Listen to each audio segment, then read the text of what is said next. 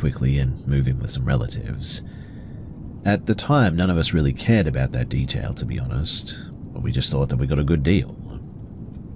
For the first few months, nothing really unusual happened, too.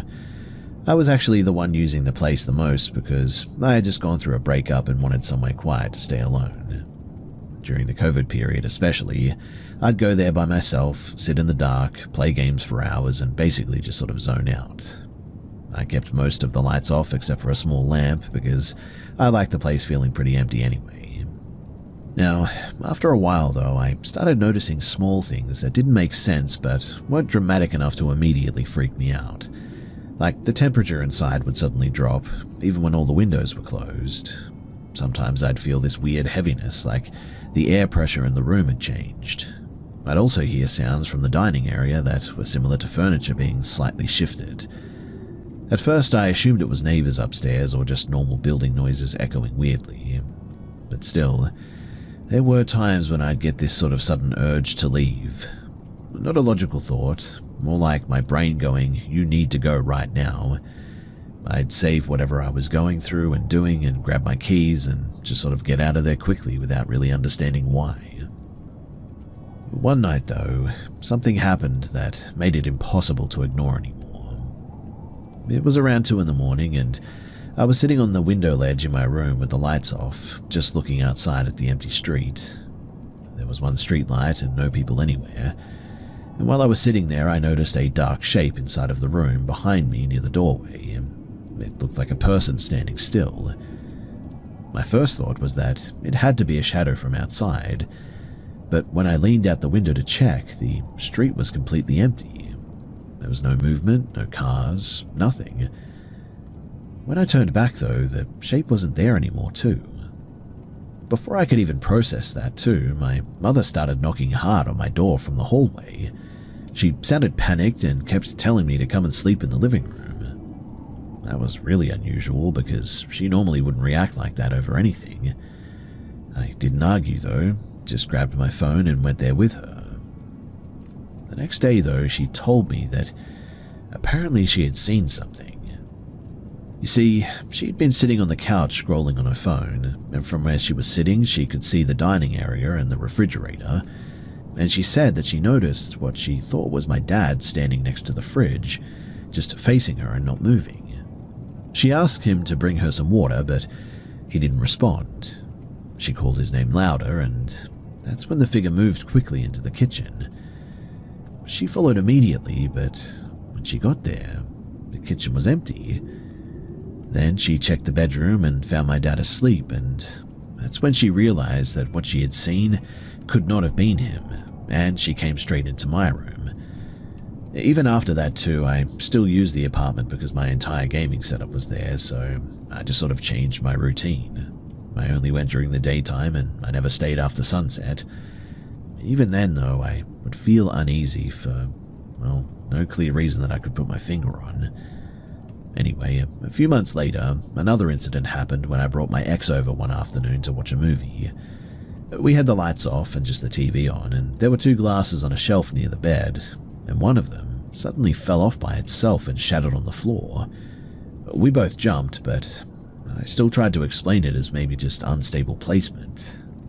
I cleaned it up and I went to go and wash my hands, but when I came back, we were about to sit down on the bed again when we noticed something that made both of us stop instantly. There were dozens of small metal pins scattered across the mattress, and I can assure you that they were not there before. Those pins were normally kept inside of a container in my parents' room across the apartment. There was no way that they could have ended up on my bed without someone physically moving them.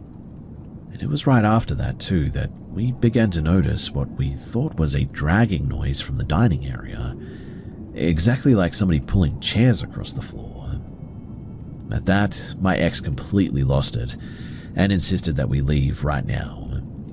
I didn't argue, to be honest. We left within minutes and I didn't go back for weeks after that. Eventually, my grandmother got involved and she's very religious and insisted that we do a cleansing ritual. She brought someone that she trusted and they performed some prayers and burned some cleansing materials inside of the apartment. During that process, they asked me to hold a bowl of burning incense and to stand exactly where I had first seen the dark shape months earlier.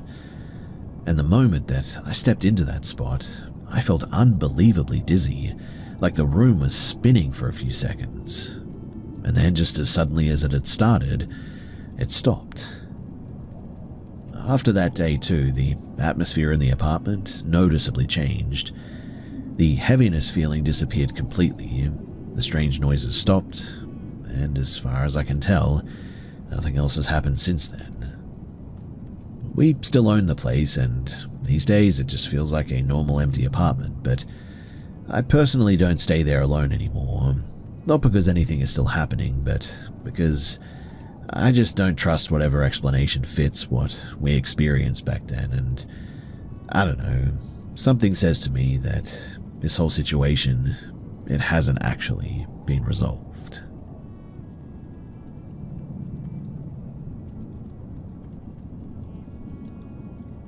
This happened back in late 2021, during the second COVID wave. I was 12 at the time, and because schools were closed, my mother sent me to stay with my cousin's family. My cousin's dad, he ran a small delivery business with an old pickup truck. He'd take me along sometimes to help load and unload stuff, and so I'd get familiar with the roads in the area there.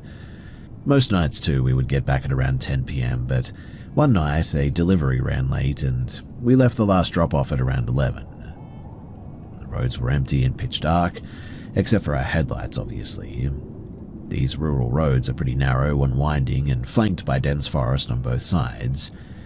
Normally it was maybe a 40-minute drive to get back, but that night it felt way longer, like the road just sort of kept going on and on. My cousin's dad was quiet too, but I could feel his unease. He wasn't saying anything, probably not trying to freak me out.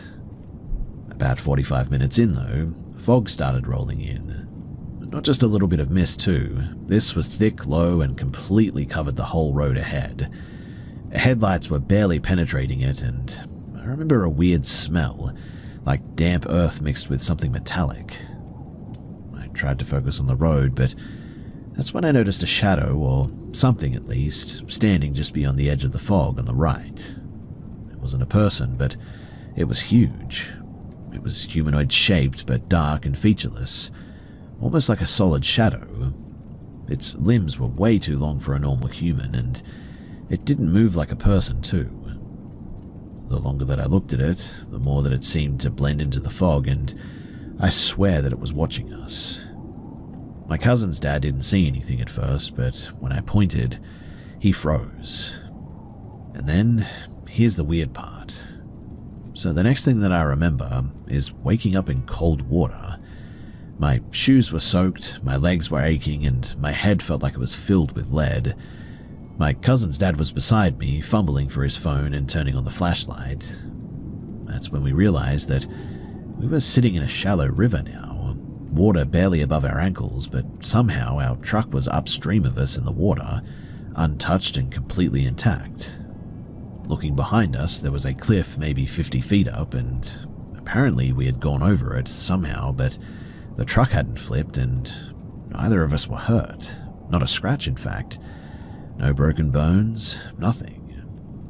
My uncle checked his phone as well, trying to get a signal, and the time said 3:10 a.m., which means we had lost over 4 hours. Also, there was no signal anywhere.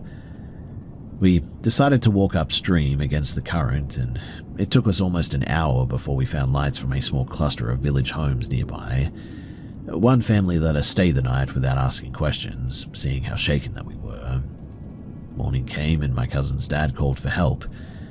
A small group of men with a tow truck showed up, and when we got back to the river in daylight, the pickup was still in the exact spot that it had been, as if somebody had placed it just sort of gently in the water there.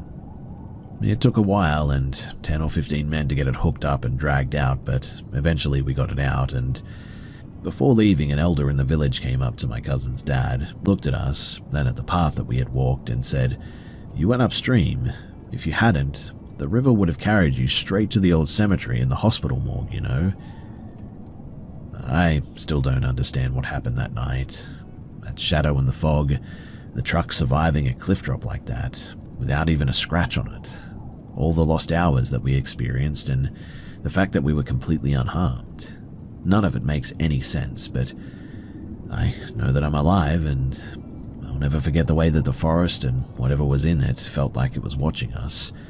Like it wanted to make sure that we didn't reach the other side.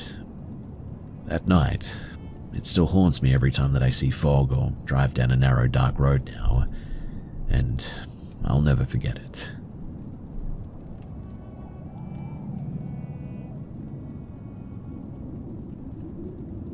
This was back in 2003 when I was stationed at a training base in Southeast Asia.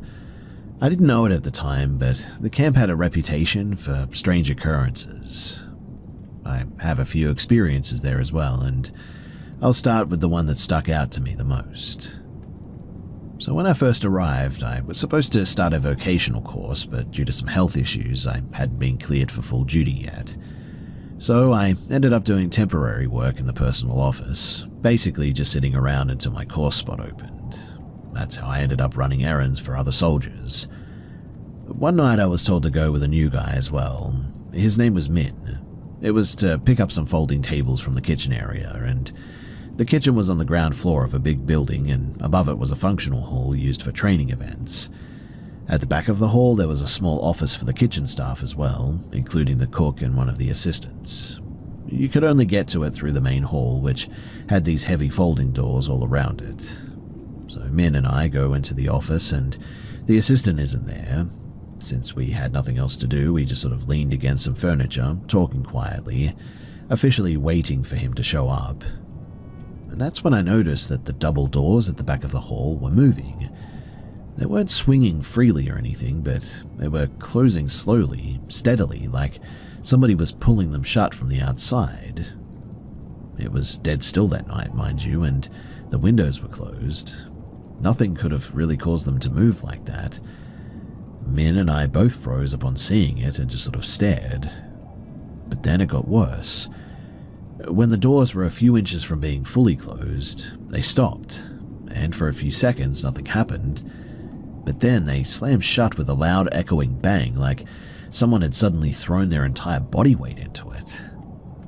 Now, I don't really scare easily, but that was really unnerving.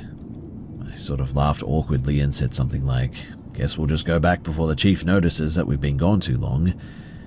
Min asked me if it was one of those things, and all I could say was, "Yeah, that's exactly one of those things." When we turned to the personal office, though, the chief asked if we were okay, and I guess we both looked a little bit shaken, and didn't really explain what happened. Now, that's just one of the stories from that base, but there were more nights when things like footsteps and voices or doors moving on their own happened, and nothing ever physically hurt anyone, but it made you feel like you weren't alone for sure, even when the camp was completely empty, or mostly empty anyway. I'll probably share some more stories another time, but this is the one that really sticks with me because it was the first time that I realized something about that place wasn't really normal, and also a time when somebody else was there to witness it too. We were both pretty freaked out by it, and that says something about the fact that the event was not normal or really explainable in a way that made sense.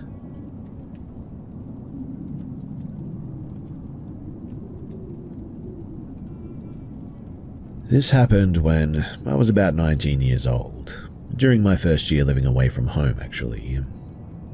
I don't think that I've ever actually written this down before, but lately I've been listening to a ton of really creepy encounters, and it reminded me just how messed up this actually was. So, I was studying in a major city at the time and renting one of those cheap student share houses. If you've ever seen them, then you know the type. Old place chopped up into as many bedrooms as possible to cram students in. My room, it used to be the old living room, which meant two things. One, it was right at the front of the house, and two, the front door was literally about 2 meters from my bed. There wasn't ever a proper front yard to this place, just a sort of small concrete step and then straight onto the footpath. So if anyone did stand at the door, they were basically standing right next to my window. At first, it certainly felt weird too. But after a few months, I think that I just sort of got used to it. You start recognizing sounds like people walking past versus someone actually stopping at your door. Anyway, one weekend, both my housemates went away. That almost never happened at that same time, so I was alone in the house for about 2 nights. The first night was fine too, nothing unusual, but the second night is when this happened. It was around 12:30 or maybe closer to 1 in the morning, and I was lying in bed scrolling on my phone, not even tired yet, when I heard footsteps slow down outside. Not just someone walking past, that very specific sound of someone stopping right in front of the door. I froze for a second and listened. Then I heard the door handle move. Not aggressively, but just slowly turning back and forth like someone was testing it. At that point, my heart started going nuts. I told myself that maybe it was just a drunk person at the wrong house or something, but then it kept going, like they were patiently checking if it might suddenly unlock. I decided to look outside because I wanted to confirm that it wasn't someone who actually lived there, or maybe even a neighbor or something. So I got up quietly and moved the curtain just a tiny bit. And the second that I did that, I realized something was wrong immediately, because whoever was outside was already right there at the window. Not standing back and not looking around, he was literally pressed up against the glass, face inches from where mine was. It was like we locked eyes instantly too. I didn't scream, I honestly couldn't. It was like my brain just sort of stalled. I just remember feeling this weird drop in my stomach, like all the adrenaline sort of hit at once. He was wearing a dark hoodie and I couldn't see his face fully or clearly, but I could see his eyes staring directly into mine. And the second that he realized that I could see him, he bolted, just turned and ran straight down the street. I stood there frozen for maybe 10 seconds before I even moved again. Then I called my friend first because my hands were shaking so badly that I could barely type. She told me to call the police immediately, which I did. They showed up about 20 minutes later and they took a statement, checked around the street, but obviously the guy was long gone. And so there really wasn't much that they could do. There were no cameras, no clear description, nothing stolen, and no forced entry. They basically said that it was likely somebody checking houses to see which ones were empty, but the part that still freaks me out is this. So my bedroom light was on the whole time, which means that he absolutely knew that someone was inside. He didn't think the house was empty is what I'm getting at. He knew that someone was there. After that, I barely slept the entire weekend. Every small noise sounded like somebody at the door again. I kept replaying the moment in my head, how close he was, how long he must have been standing there watching before I even noticed, and honestly, the worst part wasn't the door handle or the idea of a break-in even. It was the split second when I moved the curtain and realized that he was already waiting at that window, like he was expecting me to look. Even now, years later, I still hate opening curtains at night. I always check from the side first, in fact. And I know that sounds paranoid, but once you've seen someone standing that close in the dark, you never fully forget it.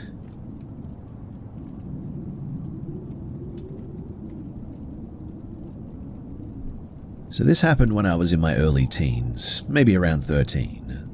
My mum had just moved into a small farming town after separating from my dad, and the place that we moved into wasn't some creepy abandoned property or anything like that. It was just old and cheap really, which is why she could afford it. The land had one normal house and then this sort of separate concrete shed structure at the back too. It wasn't a barn exactly, but more like a storage building that had been repurposed a bunch of times over the decades. At some point, it had been used to keep animals, I think, and later it was just used for junk or storage.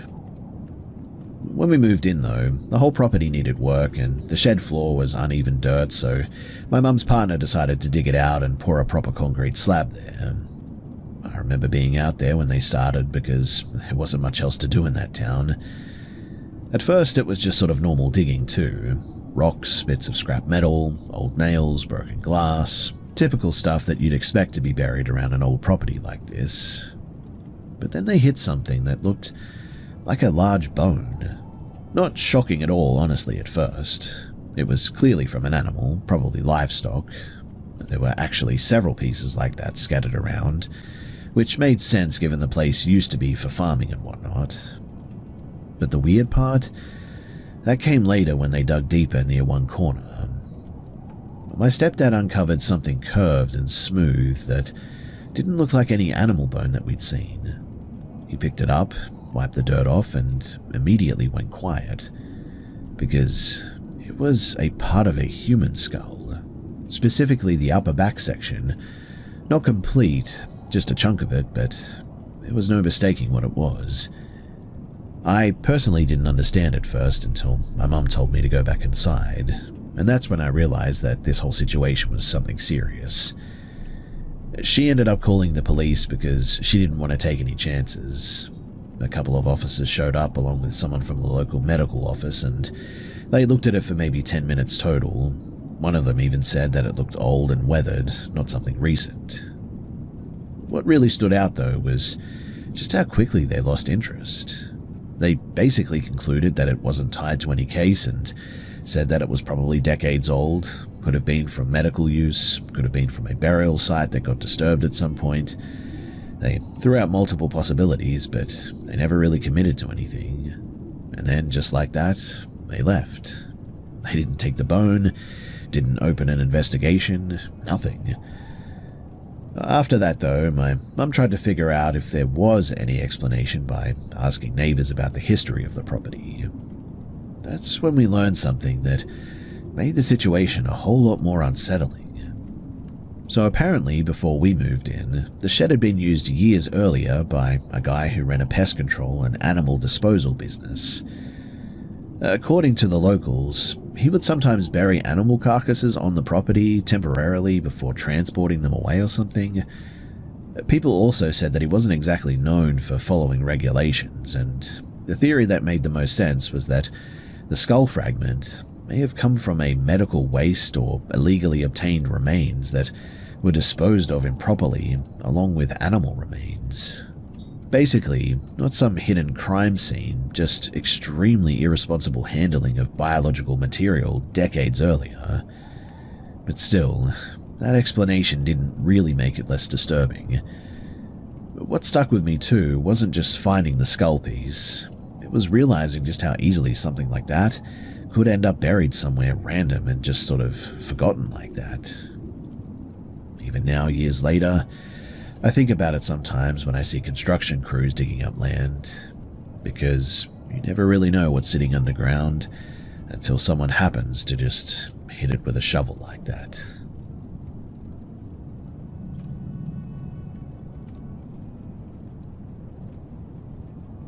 This happened a couple of years back now, and I don't really tell this much because, honestly, most of it just makes me look like an idiot who didn't know how to say no, but it still sticks with me because of just how weird it got toward the end. So, I decided to take a solo day trip to a big theme park. It was one of those last weekends before they shut down for the season sort of thing, and I figured that it would be quiet enough to just sort of walk around, ride some stuff, and keep to myself. That was the whole point too. I like doing things alone sometimes. No planning, no coordinating with anyone, just me. Everything was normal at first too. I got there mid-afternoon, parked, went through into one of the longer coaster lines, and after maybe 10 minutes, a guy standing ahead of me started talking to me. At first it was just sort of normal small talk about the ride, wait times, whatever. But then he shifted into asking more personal stuff pretty quickly. Like where I lived, what I did for work, if I came alone often. Nothing super alarming individually, but it was non-stop questions and he wasn't really answering much about himself. At that point, I should have just kept responses vague, but I didn't. I gave general answers, nothing specific, but enough that he knew that I was from out of town and there by myself. Well, After the ride, he immediately asked if we could just go around together for a bit. I told him no politely, said that I planned to just do some of my own thing, and he really didn't accept that at all. He kept pushing in this really awkward way, like he'd act hurt and say people always ditch him, that nobody ever sticks around, and it turned into this sort of weird guilt thing instead of a normal conversation. Eventually, I agreed to one more ride, just to end the situation without making a scene. That was my first mistake, though. While we waited in the next line, he kept escalating the personal questions. Stuff like whether I lived alone, what my daily routine looked like, how often I went out at night. It didn't feel like casual curiosity anymore, too. It felt more like he was trying to build a bit of a profile or something. I started giving shorter and more vague answers after that, and when we got off that ride, I told him again that I was leaving to go and do other stuff. Same reaction, though. He immediately went back to acting upset, saying that I was abandoning him and asking what he did wrong. At this point, I wasn't just uncomfortable too, I was starting to feel stuck. It's hard to explain, but he wasn't acting aggressive, just sort of persistent in a way that made it feel like if I pushed too hard that this whole thing might escalate. So instead of cutting it off properly, I kept compromising. One more ride turned into another, then another, and each time he'd promise that it was the last and then restart the same conversation. By early evening, I was exhausted and just wanted to get away from him. That's when things shifted from awkward to actually unsettling too. While we were walking toward the front of the park, he suddenly started talking about how he sometimes watched people from a distance. He described sitting in his car outside of people's houses, just observing them. He said it so casually too, like he thought that it was normal behavior. I asked if he meant neighbors or maybe friends or something, and he just shrugged and said something like, whoever I'm interested in at the time. That was the moment that I realized, too, that I needed to get out immediately. I stopped engaging, told him clearly that I was leaving, and started walking toward the exit without waiting for a response. He didn't argue this time, too. He just stood there watching me. I remember looking back once and seeing that he hadn't moved. He was just sort of standing still in the crowd, staring directly at me. I didn't run, but I walked fast the entire way to the parking lot. I kept checking behind me because I genuinely thought that he might follow me. And when I got to my car, I locked the doors immediately and just sat there for a minute trying to calm myself down. It sort of hit me all at once, though, how much personal information I'd casually given a total stranger earlier in the day like that. Thankfully, nothing ever really came of it. He never contacted me, never showed up anywhere, nothing like that, but for weeks afterward I was so paranoid anytime that I saw a smaller car near my apartment or noticed someone lingering nearby. Looking back now, I know that it was stupid of me to do this, but it's hard to explain how you sort of justify things in your head at the time that things go down like this. But it certainly taught me, pretty bluntly too, that being polite to strangers has its limits. And once someone starts ignoring boundaries, it's not rude to walk away immediately. In fact, it's necessary.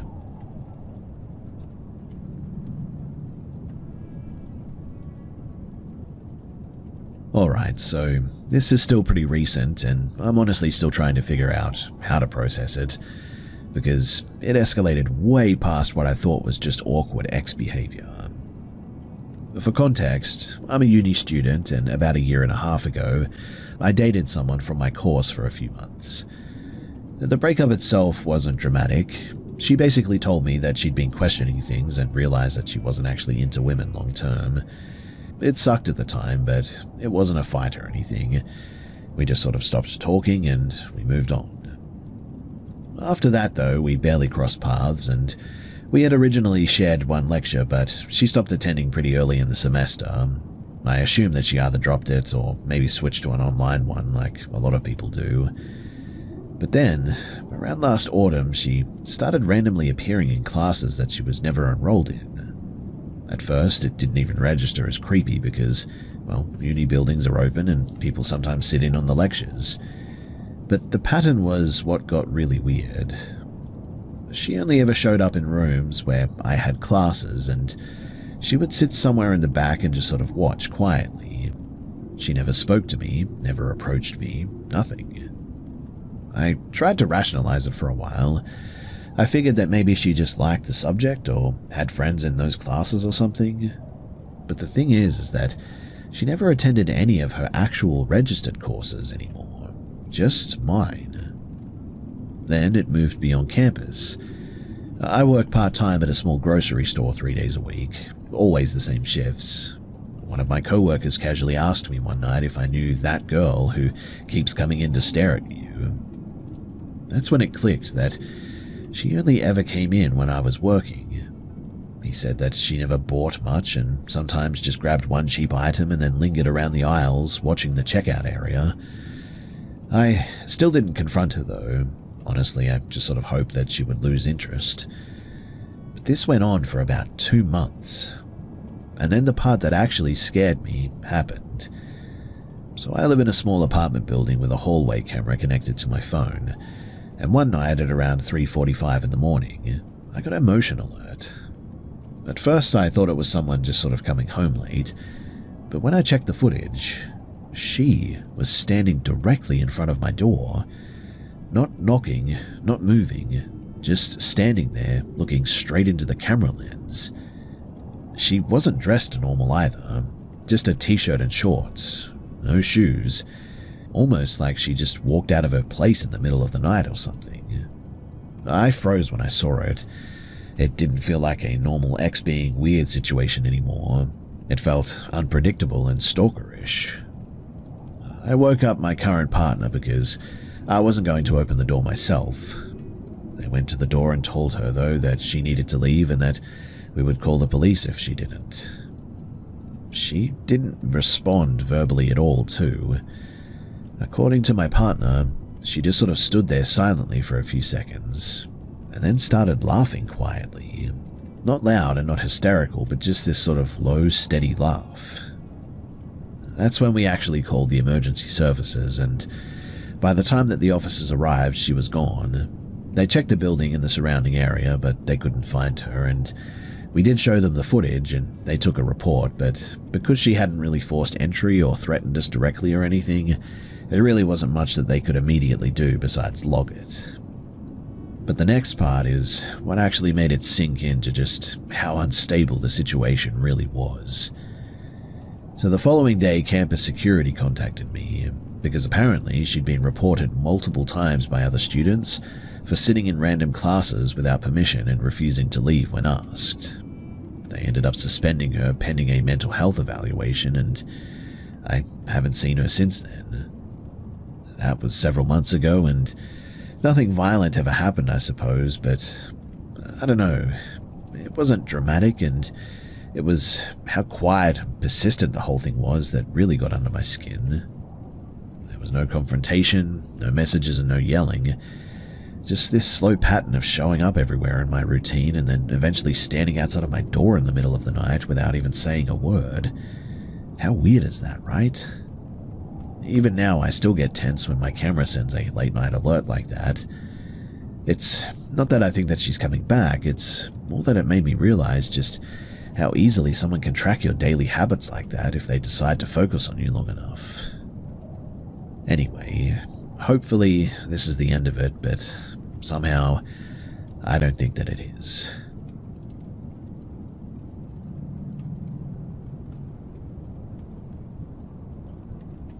So this happened last winter when I was traveling for work. I was in a mid-sized city, staying at a pretty average business hotel for about a week. Nothing fancy, nothing sketchy either. The area was one of those places where it's quiet at night, but not dangerous by any means. Like, you'll still see people walking dogs or grabbing food after dark here. About 2 blocks from the hotel, there was a small late-night bakery cafe that stayed open until around 10 or 11. I ended up staying there almost every evening because it was close and I hated eating alone in the hotel rooms. Usually I would go before it got dark, but one night I got stuck finishing a work report and didn't head out until maybe about 9:30. The walk there was normal, just a slightly uphill sidewalk with a few streetlights that were spaced way too far apart. Some parts were bright, but then you'd hit a sort of stretch where it was almost completely dark. I grabbed a drink and a sandwich, stayed about 20 minutes, and then eventually I headed back. By the time that I left the cafe, there weren't many people out anymore. The street was basically empty, and as I was getting close to the hotel, there's this sort of side area near the parking lot where they kept big industrial dumpsters. That section had zero lighting, like it was just a black patch between two working streetlights, and right when I got to about level with it, someone stepped out from that dark area. It was a guy, maybe late 40s or 50s, wearing a long coat that looked dirty and way too heavy for the weather. He didn't rush me or anything, he just sort of walked straight toward me at a normal pace, and I immediately felt the internal alarms going off. The ones where you know that something isn't right, even if nothing technically threatening had happened yet. Then I noticed that he was holding something in both hands. At first I thought it was a bag, but when he got closer I realized that it was a chunk of concrete or stone or something. Not huge, but definitely big enough to do some serious damage. He stopped about maybe 3 or 4 meters away from me and held it up slightly like he was showing it to me. Then he said, very calmly, "Can you tell me something? Does this look valuable to you?" I didn't answer at first. I was trying to process what he even meant. He took a step closer and repeated it, like he was genuinely asking for an opinion. "I think there might be metal inside. Do you think it's worth something?" At that point, my brain finally kicked into survival mode. The hotel entrance was maybe 30 seconds uphill from where I was standing, and I realized that if he swung that thing, there was no way that I would react fast enough. Now, instead of running immediately, I did something that I always do when I get a bit scared. I got blunt and loud. I just said, "No, I don't know. I don't care. Leave me alone." He paused like he didn't expect that reaction. Then he tried again, stepping slightly sideways like he was trying to block the path. "You don't want to look closer? There could be something important." That's when it really clicked that this wasn't about a rock. It felt like he was trying to get me to move closer into that dark area. I cut him off again, louder this time. "No, move." We stared at each other for a few seconds that honestly felt way longer than it was. He didn't raise the rock, didn't yell, didn't threaten. He just stood there, staring at me with this really weird blank expression. Then he slowly stepped backward toward the dumpsters and kind of blended back into the dark area. I didn't wait to see what he did next. The second that he moved away, I walked fast uphill to the hotel entrance, then basically jogged the last stretch. Once I got inside, I realized that my hands were actually shaking pretty badly. I told the front desk what had happened, and they said that they had issues before with someone hanging around the parking lot, asking strange questions to guests, but he usually left when he was confronted, although he had attacked some people. Thankfully, nothing else happened after that, and I never did see him again during the rest of my stay. It was weird though just how calm and, well, casual he was about the whole thing. Like, he was trying to act nonchalant, and he was trying to get me to step closer to where there were no lights and no cameras. That much I'm certain of. Which really begs the question, right? What would have happened if it was someone else who wasn't as blunt as I was?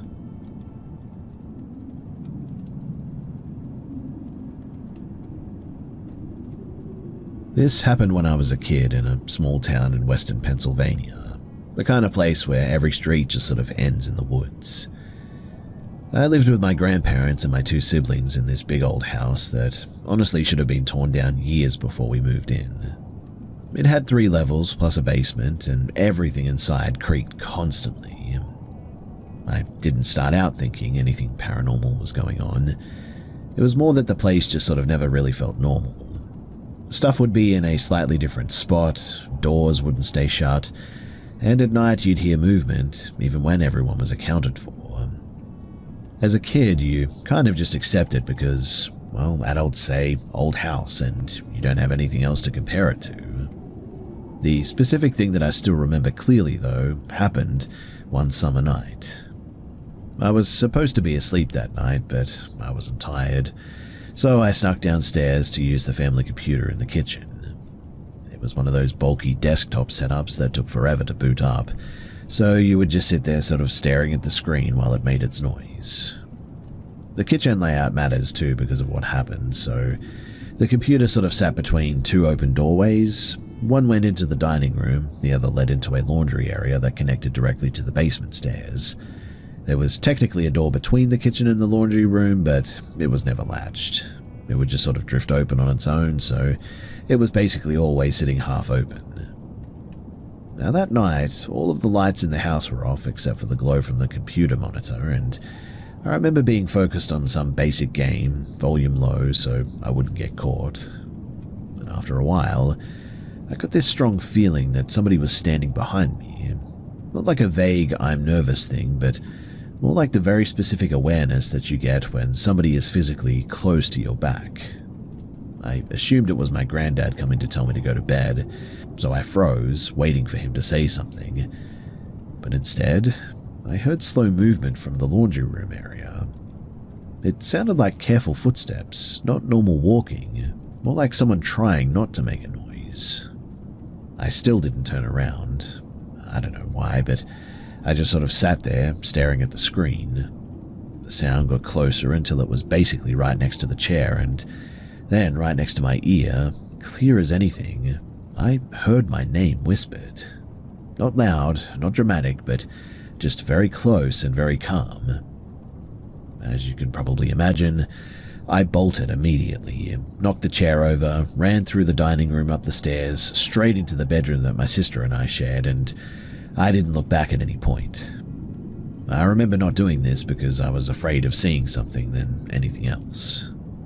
What makes it stick with me, though, is that nobody in the house admitted to being awake after I asked them. My grandparents were both heavy sleepers at the time and would have had to have crossed the kitchen in plain sight to get behind me, and my siblings, they were upstairs the whole time.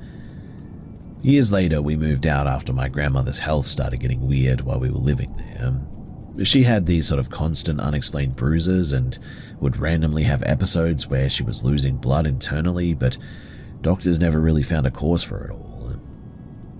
After we left that house, though, those problems just stopped happening. No treatment change, nothing. It literally just disappeared. And well, the house itself eventually got condemned because of structural issues, but my grandmother still ended up buying the property after that, which I always thought was really strange, given how much she struggled there, but hey, whatever. I don't claim anything supernatural really happened there.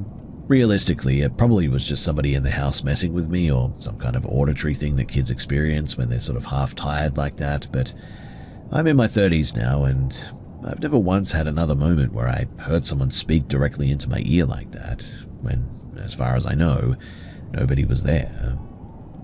And really, it's that part that I still don't have an explanation for, and what bothers me the most.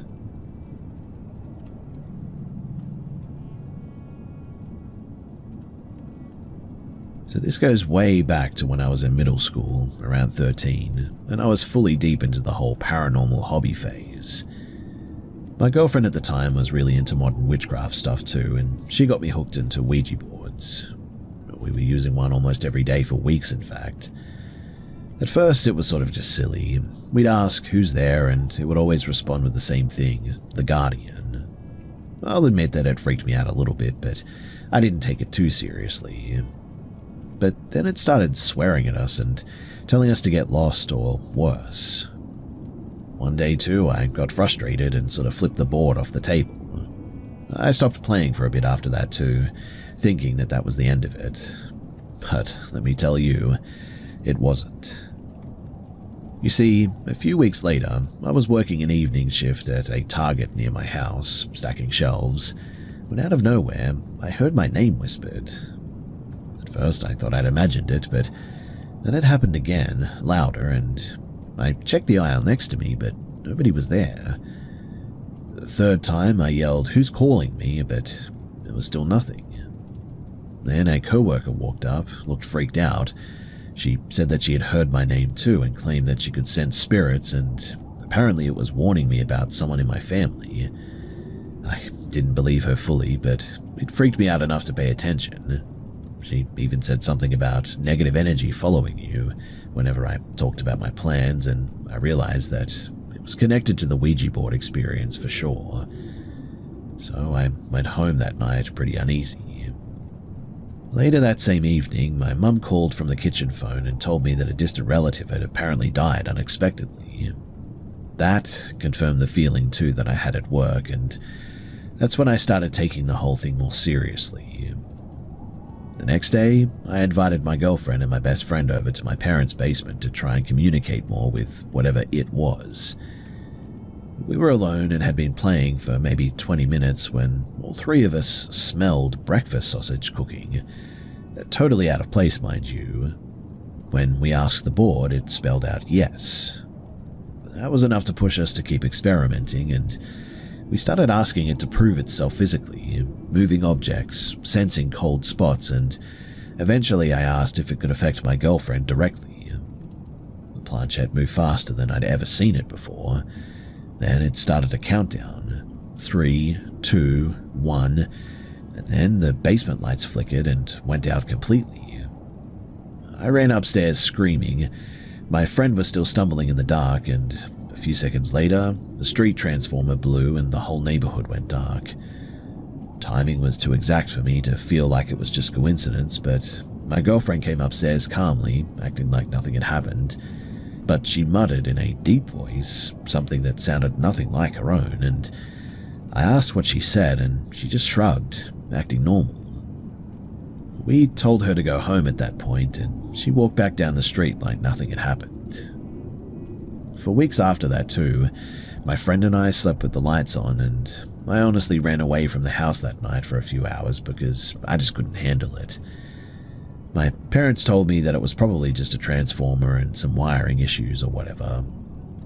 Years later though, at a family event, they admitted that they had just said that to calm me down, and there wasn't any wind or external cause that night that really could have explained it. And even now, when I think back on it, the timing of the lights, the smells, the voices, it all still freaks me out.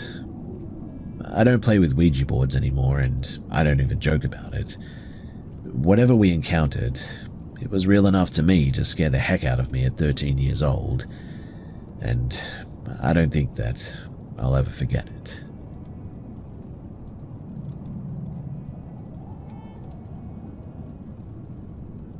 This is going to sound a bit wild, I know that, but our house in Cedar Rapids, Iowa, has a reputation for being haunted, and honestly, people avoid staying over.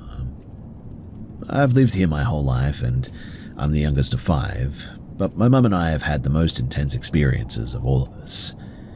Whatever's in the house seems to pick on us too when we're alone. I'll lay out some of the more concrete stuff so that you can see what I mean. So, my mum has a few that she always talks about. 2 years ago, when she was finishing her degree, she was home most days doing some schoolwork, and one afternoon she went to grab a snack and came back to her office to see all of her papers floating for a second before falling to the floor. Now, they weren't near the edges of the desk, so there's no way that they just sort of slipped off and were sort of making their way to the floor. She is adamant that they were floating in place. Another reoccurring thing for her is what she calls the shadow. She says that she can see a dark figure moving through the house when she's alone sometimes, almost like it's following her. My sisters have had their moments too. Like my oldest, woke up from a dream about doing an exorcism with 3 long scratches on her back that were not there before bed. My second sister was alone in her basement room when something hit her in the head. She found one of her toys tangled in her hair, and there was no explanation as to how it got there since she hadn't thrown it or leaned back or anything. For me personally, a couple of things stick out. Like just last Thursday night, I was in my basement room.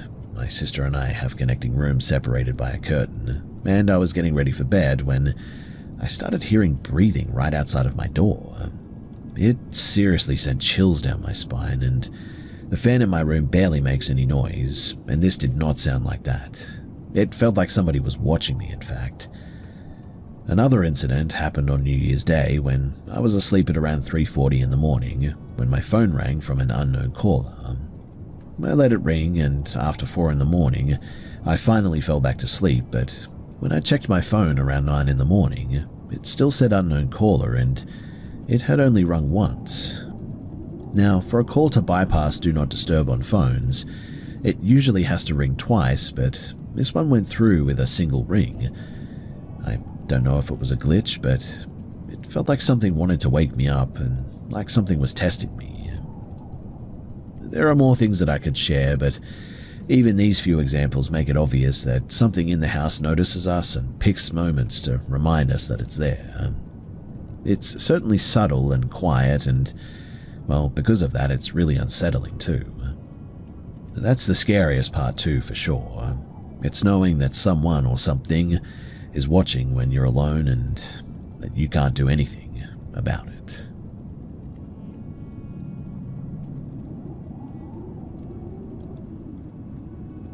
So this is one of those situations where I don't even really believe in anything paranormal, but over the years I've lived with enough people now who swear that they've seen some weird stuff that it's hard to just brush it off completely. This all started when I was in my early 20s, living in a rental house. It wasn't old or creepy looking or anything, just a normal brick place in a quiet suburb. But for some reason, every single person who stayed there more than a night or two eventually had some kind of strange experience, especially if they were alone. The first time that I realized that it wasn't just people being dramatic was when I stayed over at my ex's parents' place years earlier.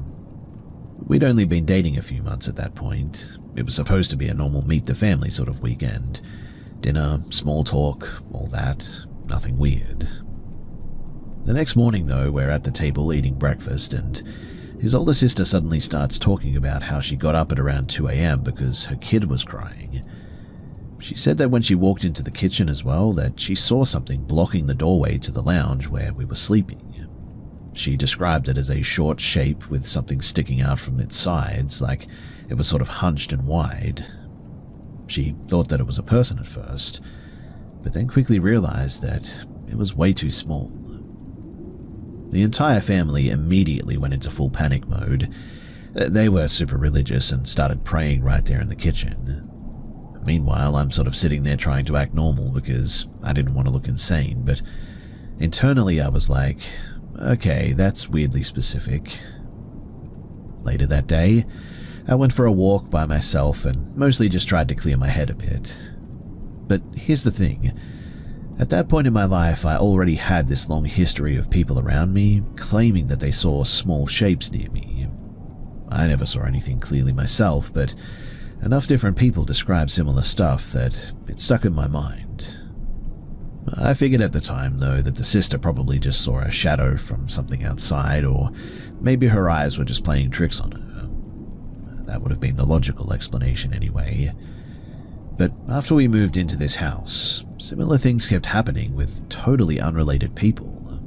Roommates would say that they'd see something small dart across hallways when they were up late, or not like a pet or anything too, but more like a quick shadow that moved way too quickly, always low to the ground and always out of the corner of their eye.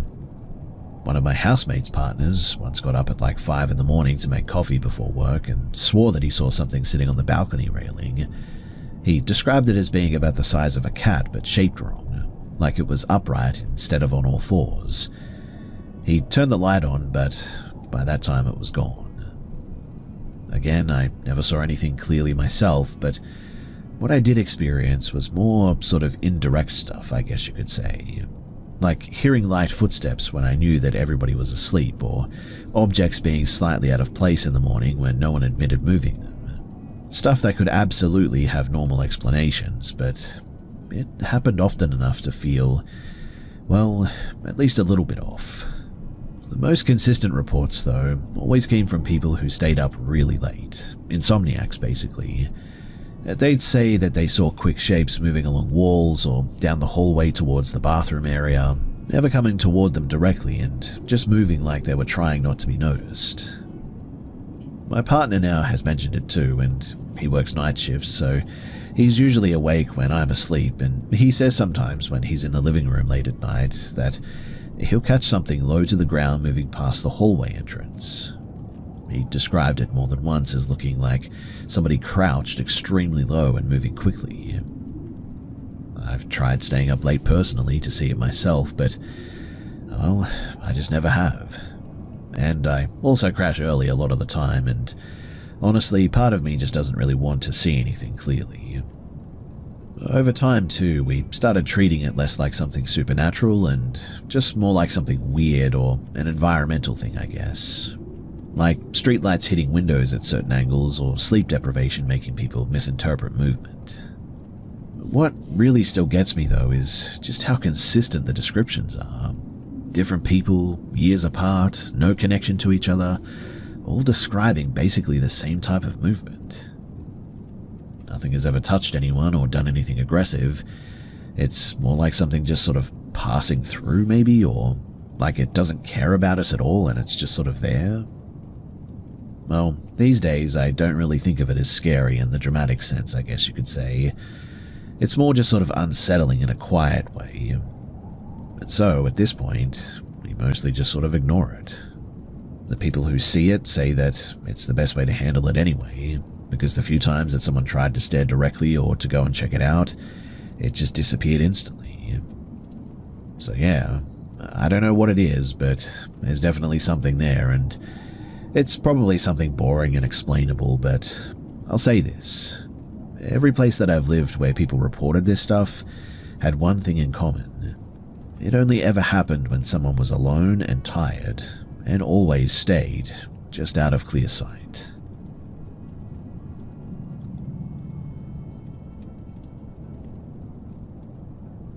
So I'm not really someone who goes looking for creepy stuff, but I do like checking out abandoned places just out of curiosity.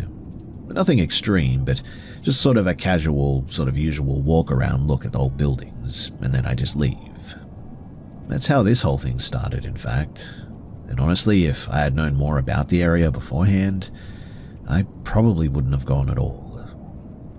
So this happened last summer, just outside of a small town that I live nearby. There's an old training facility out there that shut down decades ago. Most of it is fenced off, but there are still open sections where people hike or mess around or whatever. It looks normal during the day as well, just sort of empty roads and overgrown concrete. At night it was just me, my girlfriend, and my 2 friends from work. We weren't even planning a full explore, to be honest. We just wanted to sort of walk around for maybe an hour or so because it was cooler out. And at first, everything felt normal. You hear the usual stuff in places like that. Insects, branches snapping, animals moving in the brush. There are woods on both sides of the old service road after all, so we assumed most of the noises were just wildlife. One thing that we did notice earlier on, though, was that animals kept crossing the road ahead of us. Not unusual by itself, but it kept happening in like short intervals. First a couple of raccoons, then something like a rabbit, then later what looked like a fox. They all moved quickly as well and didn't react to us at all, which felt a little bit off. Anyway, about 20 minutes in, we stopped near an old family cemetery that sits back on the road there. It's tiny as well, like maybe a dozen headstones, mostly really worn down as well.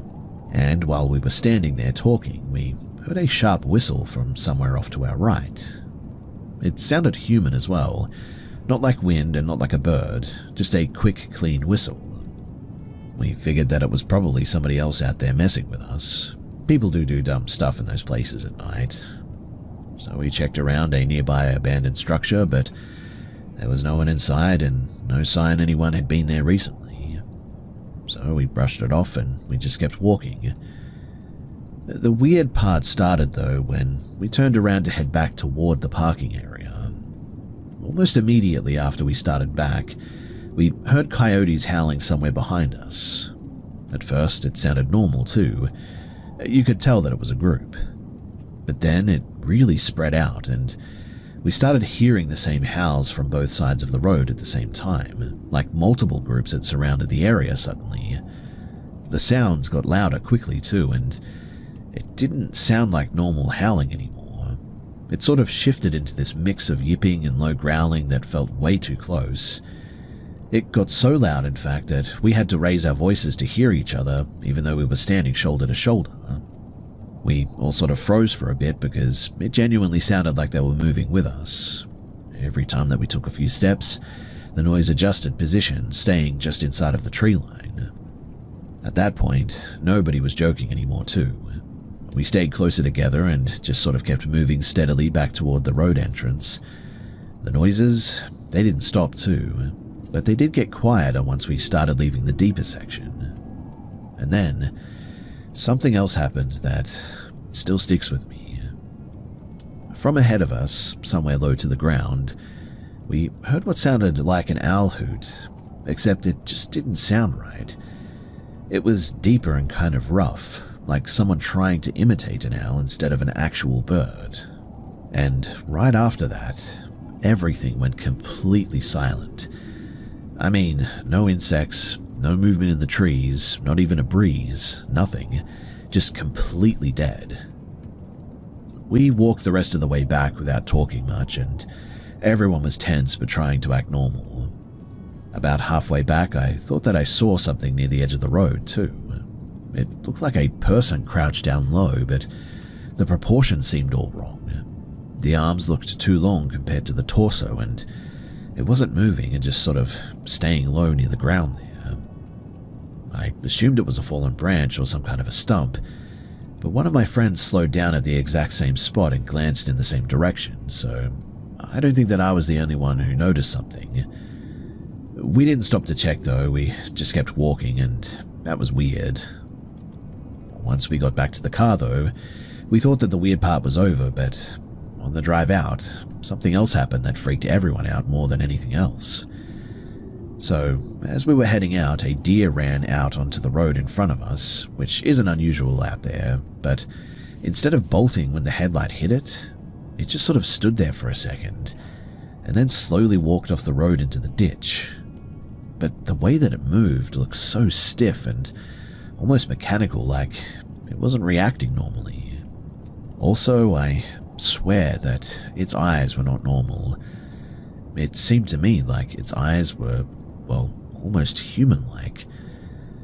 A few minutes later, our windshield suddenly fogged up completely as well, not gradually, it happened within like seconds. The air outside wasn't humid and the AC was running, so that made no sense. But we had to drive slowly for several minutes until it eventually cleared on its own, and thankfully, after that, we were in the clear and nothing else happened. We made it home fine, which I was very thankful for, but we all talked about it afterward and tried to come up with logical explanations. And while some of it could be a combination of animals behaving really unpredictably, stress too, and being in a dark and unfamiliar place like that, the part that still really bothers me is just how coordinated everything felt. The sounds moving with us, the silence hitting all at once, and multiple people noticing the same shapes in the same spots without saying anything at the time. None of us have gone back out there since then, and none of us intend to either, because whatever the heck that was, it almost seemed like it didn't want us there and was chasing us out.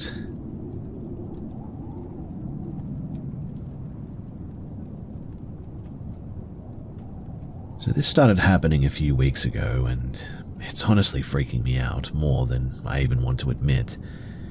I live in a rural area in northern Kentucky, near a small state forest, and my backyard basically borders the woods, and there's no street lighting anywhere close by. The only light comes from our dim porch bulb, which barely covers the patio. I let my 2 dogs out every night before bed, and lately, I've been standing outside with them to make sure that raccoons, skunks, or coyotes don't wander too close. But for the past few nights, whenever I'm out there, I hear this slow, deliberate whistling coming from somewhere just past the fence line. It's a weird sort of minor tune, almost like somebody is testing a song but never really finishing it. Definitely human, but no footsteps or rustling in the leaves and nothing to explain it. All the neighboring houses are dark, so I cannot attribute it to someone just being outside. The whistling, it lasts maybe 8 to 10 seconds, but feels a bit longer than that.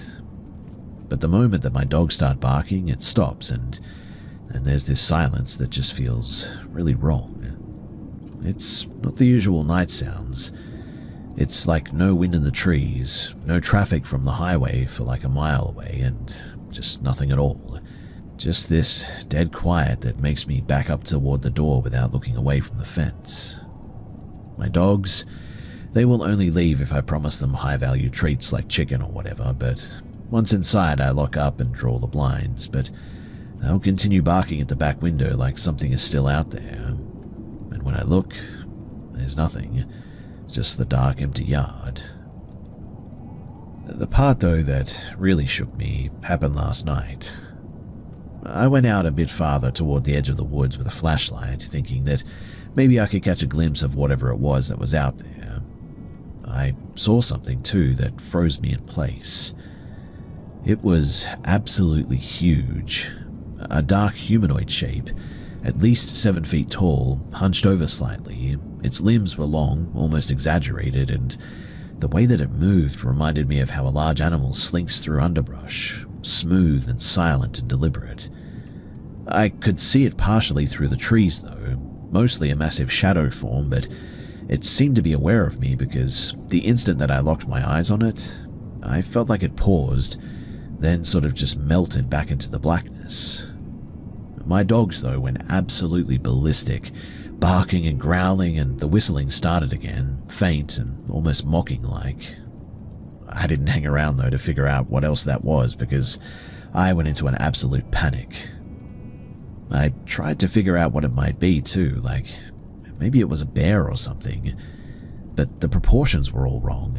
It was way too tall and too humanoid, and moved like it was testing the space, not running like a normal animal would. My dogs, they've been around other animals plenty and know what's a threat, and they were acting like this wasn't a normal animal at all. After that, too, I've been extra careful. I still let the dogs out, but I never go past the porch now. I thought that maybe keeping the lights on would help, but it doesn't seem to matter. The whistling, it still happens when I step out, like it's just waiting there for me. Sometimes I think that I see the shape in the woods again, but it's always far enough that I cannot get a clear look, so I don't really know. I don't know what to do about this, too. I've thought about calling someone for advice, or maybe setting up a trail camera, but part of me worries that it's already aware of anything that I do. I'm sharing this here because maybe someone has experienced something similar, or can tell me at least if I'm imagining things, but I swear, whatever is out there, it's real, it's watching, and it ain't leaving.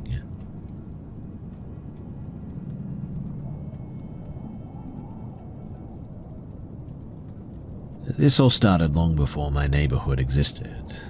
The land used to be a farm, and the story that I heard growing up was that the farmer's daughter died there in the 1940s. I didn't give it too much thought as a kid, but looking back, it certainly explains some of the stuff that happened there. So when I was around 9 years old, I couldn't sleep in my own room. It always felt like somebody was constantly watching me in there, and I just hated it.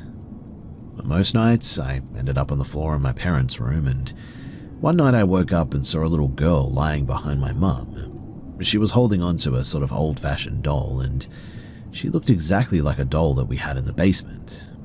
The girl was staring right at me, and I screamed. My mum woke up, and when we looked, she was gone. My parents just said that it was a bad dream. For years, too, I didn't see her again, but weird things started happening as I got older. Stuff would go missing, specific jewelry, clothing with sentimental value, and show up perfectly arranged in my room weeks or even months later. My parents swore that they didn't touch anything. Lights would turn on and off by themselves, TVs would switch channels with the remote across the room. For over 2 decades, no one else in my family experienced anything too. People in the neighborhood said that they'd heard a little girl laughing or footsteps when no kids were around sometimes. so I started wondering if whatever it was had latched onto me specifically. About 6 months ago, though, things ramped up.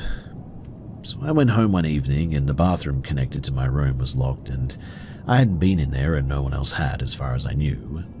I unlocked it, walked away, came back, and it was locked again. My boyfriend even saw it happen. A couple of months later, we tried to leave through the garage and the handle wouldn't budge. Both of us tried for several minutes, flipping the locks every which way that we could, and then suddenly it just sort of opened like nothing was wrong. The same thing happened with my dad a month later as well, and the locks and the handles are fine. Never had issues before that. My mum has started sending me videos of lights flickering inside of the house too. Then, last night, and this is what prompted me to share all this, something happened that really freaked her out. So she got into her car, buckled the seatbelt, and felt like someone grabbed it and pulled. She turned around, obviously, but nobody was there. It's weird too, because this started as things happening just around me, but now even other people are noticing things too. I've started thinking that maybe whatever it is attached to a person instead of just the property, and it seems like it's escalating over time and things are getting worse. I don't know if it's harmless or if it's testing boundaries to see how far it can go, but for anyone who has dealt with anything like this, is it possible for activity to attach to a person and get more intense over the years like this? Because this is getting harder to ignore and I don't know what to do next, and so if you have any ideas as to how to get rid of all of this, I would really appreciate hearing from you.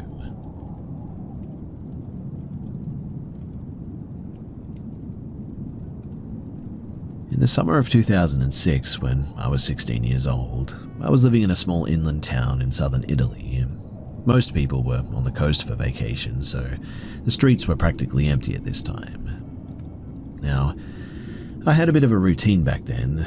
Afternoons at my friend Marco's place playing video games, evenings walking to the Central Plaza to hang out until late, and that night we stayed out longer than we usually did, maybe until about 3:30 in the morning. No alcohol and no drugs, just talking and smoking and whatnot. When we said goodbye, I started walking home. The town was quiet, streetlights casting long shadows, nothing unusual. But then, at a narrow intersection, I saw someone walking toward me. They were wearing a deep green cloak with a hood, dragging one leg slightly. At first, I thought that it was just a weird costume, like someone playing a prank. But then I looked at their face, and that was when I noticed that there wasn't one. It was just black emptiness where a head should have been. I froze for a second, then panicked and I sped up. I kept looking back, expecting them to follow, but they didn't. My heart was pounding 1,000,000 miles an hour, adrenaline coursing through my veins, but halfway down the street I heard it. Not a sound in the air, but a voice in my head, calling my nickname, Luca. My friends always called me that, and the voice was low, persistent, repeating every few seconds. It didn't have a tone that I could identify, male, female, or otherwise, but it felt like it was directing me somewhere, showing a path that I didn't want to take, like ripples in water marking a trail. The street was to the right, and the voice wanted me to keep going straight. Fear made me turn anyway, and the voice called one last time as I took the turn. I eventually made it home and went to bed, but the experiences, they didn't end there. Around noon, I was lying in bed when I felt something right next to me scream. A sharp, human-like yell, maybe 30 centimeters away from my head, and I jumped out of bed, heart in my throat, but the room was empty. Nobody else was home. I ended up checking all around the house, and I called my parents, but there was no one and nothing there. Even now, all these years later, I still think about that night. What was it, and why did it call me like that? What would have happened if I had just kept going straight like that? Friends and co-workers never believe me when I tell them, but I know what I heard and I know what I saw. Something was there, something not human, and it was aware of me in a way that is hard to explain. And and so I'm wondering if anyone else here has experienced anything like this before. An entity communicating directly in your mind, guiding or trying to guide your path like that. Or maybe even just the screaming that I heard that morning. I'm still trying to figure out what that thing actually was, and I really don't have any answers yet.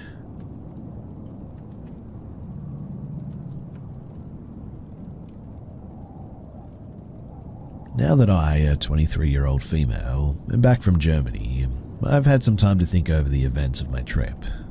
But it's hard to think positively, considering what happened to me the last night in Stuttgart, and I'd like a place to talk about it, so here I am. Now, I'd spent about 2 weeks travelling Germany for the Euros, and considering how many fellow Scotland fans were over for the games, I never felt completely alone, despite being a solo traveller in a foreign country.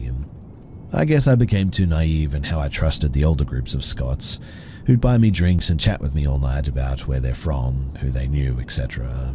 Just typical Scottish chats, I guess, but I let my guard down. You see, that last night in Stuttgart happened like most other nights in Germany.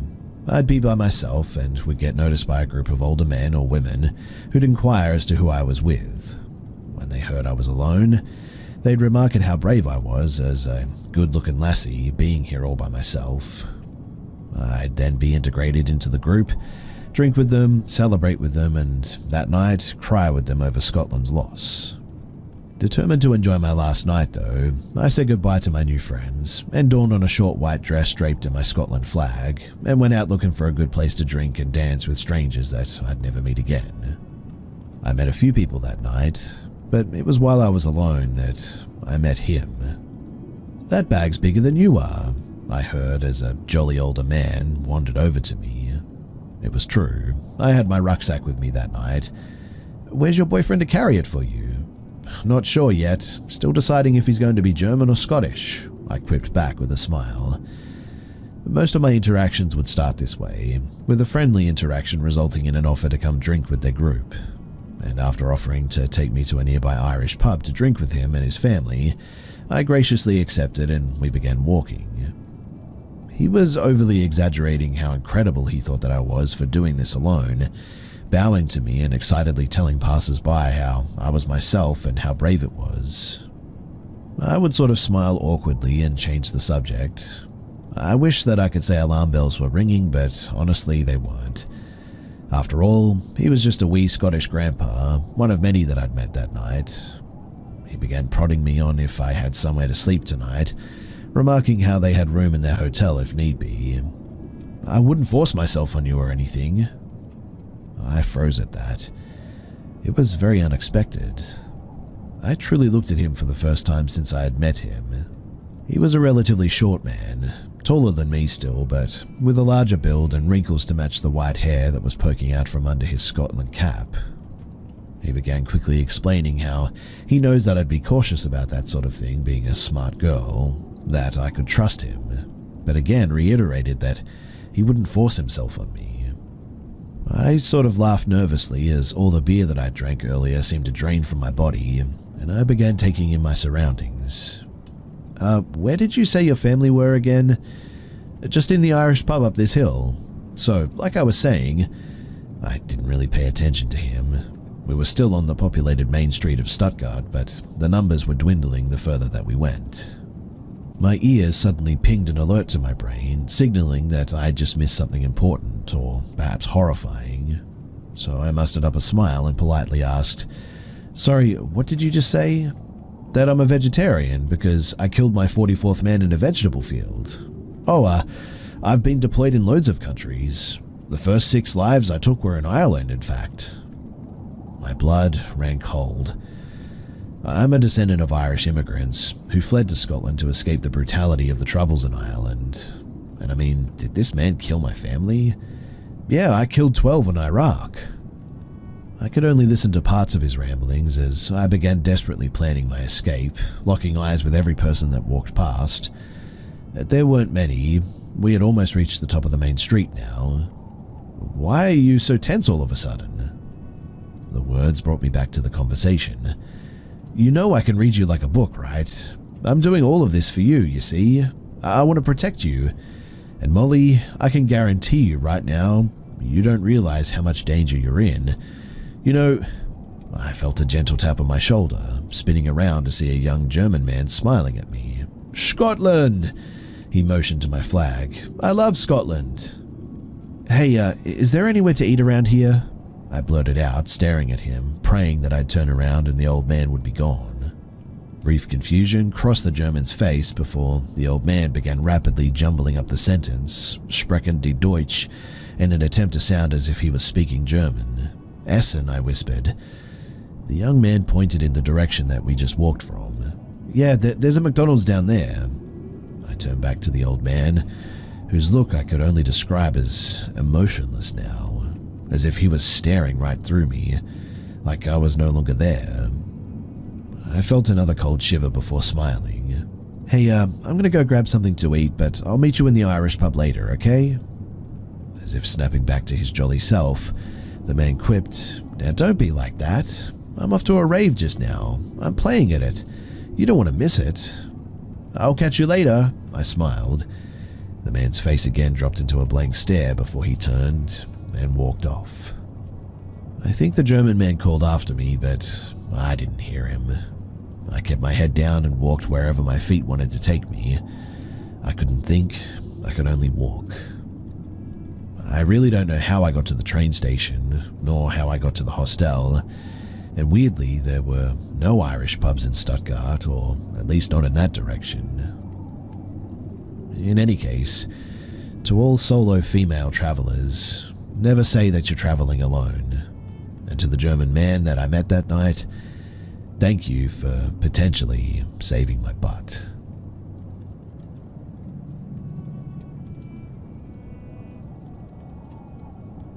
I'm a 19-year-old female, and I was out to eat with my boyfriend, and the place that we were eating at has a live show right next door. We decided to listen outside to some of the bands playing once we were done eating. It must have been around 9 p.m. at this point. Shortly after going outside, this girl comes up to me and starts talking to me about all kinds of things. She has bright red hair, many piercings and tattoos. The first thing that she did was compliment what we were wearing. And I mean, I wasn't wearing anything special, a plain pink dress with Crocs. She seemed very friendly though, and continued on a conversation with us, mainly me though. I figured it's because I have piercings and a tattoo, maybe that's why. I also kind of chalked it up to her being drunk or just being overly friendly. Eventually, she asked me a weird question that I didn't really understand and can't recall exactly, but it was something along the lines of, "What's your purpose here?" or something like that. I just remember not understanding what she was asking me and just telling her where I worked because it sounded like that's what she was asking me about. She said that she works at the strip club in the same town and came to dance. She then left abruptly afterward while texting on her phone and went over to this guy. Me and my boyfriend, we went to leave at this point. I didn't think too much of it and we passed by them. After turning the corner though, my boyfriend told me to check and see if I was being followed. I looked behind my shoulder and didn't see anybody. I walked a little further and looked back again. And then there was this guy. He was walking extremely quick and caught up to us pretty fast. He followed me all the way to my car, which was at least a mile away, until we got in and locked the doors. He was only a couple of feet away from my car, but then he just turned around and went back the way that he went. My boyfriend told me to start the car ASAP, and once we left, he told me that when we passed by them, he heard the girl say to the guy something along the lines of, "She's a little nervous, but..." And he had a bad vibe that they were traffickers or that they were going to try and pimp me out or something. Maybe snatch me up or something. I don't know, but it wouldn't have been very hard for him to do that. He was easily at least double my weight, as I'm only 100 pounds. He was following with a lot of speed too, and I mean, really? What else could be the motive? I don't know. The whole thing creeped me out a lot, and I'm really glad that my boyfriend was there.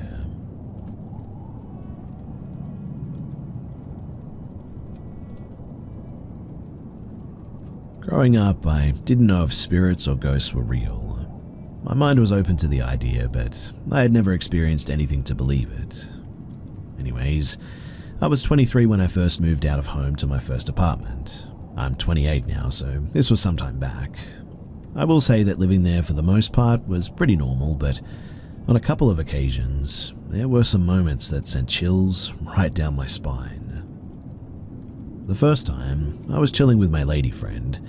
We were just laying on my couch watching a movie or something. The kitchen was small, so looking at the TV, you can see the whole kitchen. I had a cheap trash can where the top lid spins, so to dispose the trash, you can just throw it in. We were just chilling, and out of the corner of my eye, I see the lid spin a few times, as if someone slapped it to make it spin. I noticed it, but I didn't say anything. My lady friend then asks me like 10 seconds later if I saw that. I was like, holy cow, I wasn't tripping. We investigated the trash and nothing. At first I thought maybe a rat jumped onto it or something.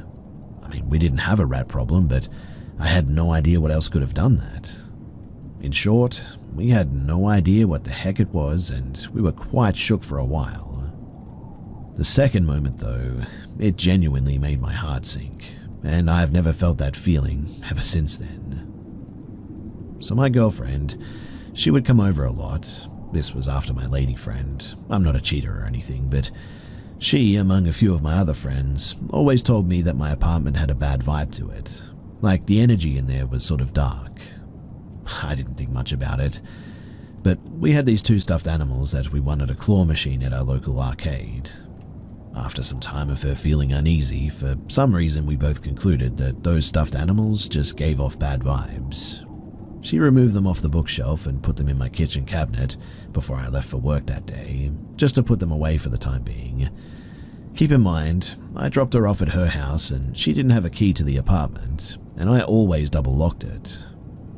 Fast forward a bit, I get back from work and decide to take a nap. I laid on my couch, and the way that I was laying, the bookshelf was in front of me a bit to the left side of the wall. At the time, I was having a lot of sleep paralysis. I still do from time to time, but in hindsight, I did experience a lot of sleep paralysis in that apartment for some reason. So of course, I'm waking up in sleep paralysis mode. My eyes open, unable to move. I look, and all I see are those 2 stuffed animals, sitting in the exact spot that they were at. My first thoughts were, what the heck? How the heck did those get back on there? It was impossible for those things to get back on that shelf, unless they walked back there, which obviously is impossible. Or is it? My heart sank into my gut. I felt my skin crawl, and that feeling of unease just took over my body. After I was finally able to move, I called her and asked if she put them back before we left the apartment, and she swore up and down that she didn't. She couldn't believe what I was telling her, as we were both in disbelief. I disposed of those 2 stuffed animals in the big trash, this time certain that they would never pop back up again. Now, I still consider myself a skeptic, as I never again had any other experiences with what I believe was paranormal. But the couple of times that I did, it was at those apartments. I actually had a friend who grew up in them, and she told me that they were definitely haunted. She's seen and heard things there too, but anyway. I should have probably mentioned too that at one point my girlfriend claimed that she one time saw a big shadow figure above me. It was allegedly in the corner of the ceiling, and I vividly remember her looking up too and telling me too. Of course, when I turned around, there was nothing there, but I did feel my skin crawl a bit after she told me that. She used to stay there when I went off to work as well, and always told me that she just always felt like she was being watched. It was the main reason that I started dropping her off back at her house when I would leave for work.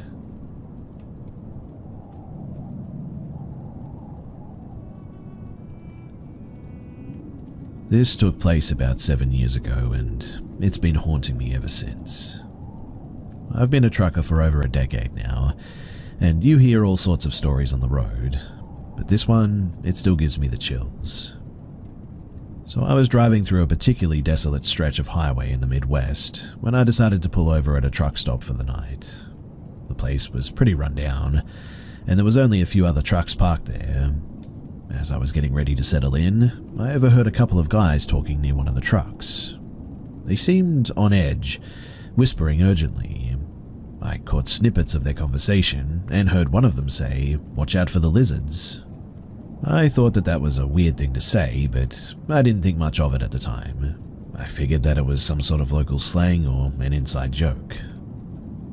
As the night wore on though, I started to drift off, but then I heard footsteps crunching on the gravel outside.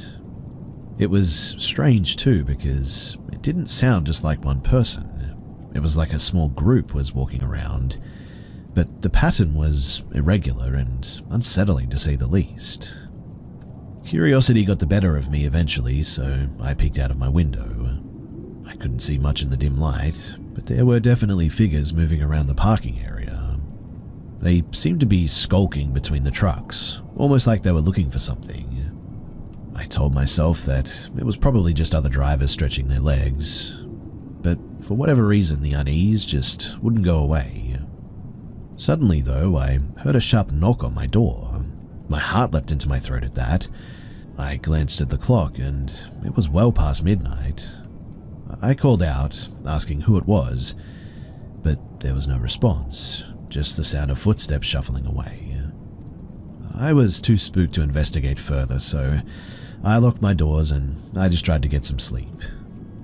Now, just as I was drifting off again, I heard a low, sort of hissing sound coming from somewhere nearby. It was faint but persistent, like somebody whispering just out of earshot. I squeezed my eyes shut and told myself that it was just my imagination, but then I heard the footsteps again, closer this time.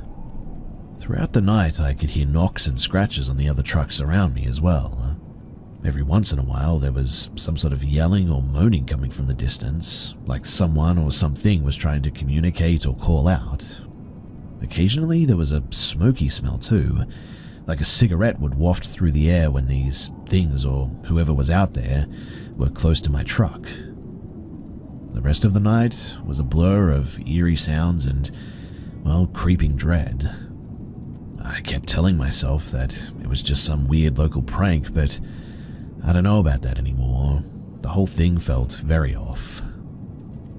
As soon as the first light of dawn broke, I didn't waste a second. I fired up my truck and I got out of there without even looking back. I did not want to see what might have been left in the morning, and to this day, I just cannot shake the feeling that there was something more to those lizards than meets the eye. Who knows, maybe it was just an overactive imagination. Or maybe there's something out there in those backwood truck stops that we're just better off not knowing about. Whatever the case, stay safe out there and keep your eyes and ears open, because you just never know who or what might be lurking in the dark out there.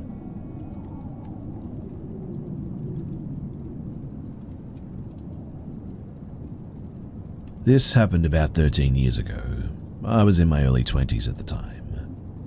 So, to preface this, while growing up, my sister and I had many encounters that you could consider supernatural, I suppose. Her more so than me. She seemed to be harassed by spirits often, and sometimes I shared some of those encounters too. Now, several years ago, after moving out of home, I went to visit my family and we were staying the night at my grandparents' place. It was a normal day, nothing out of the ordinary. I went to bed that night, my sister and I sleeping in different rooms. I dreamt I was laying in bed, a different bed in the dream, no recollection of what the room looked like, when suddenly an intense feeling of despair just washed over me. But it was worse than that. Every positive feeling in the world was erased, and I was left with this overwhelming pressure of all the negativity, and I started crying. I rarely cry, and as hilarious as this example might be, think of the effect the Dementors from Harry Potter have on people. In the dream, I rolled over and a red dome had encased the bed, and a black hooded figure stood at the end of the bed holding a scroll in his hand. At this point, I lost it and started screaming in fear. I screamed so loud that the red dome split open as I woke myself up from my own screams.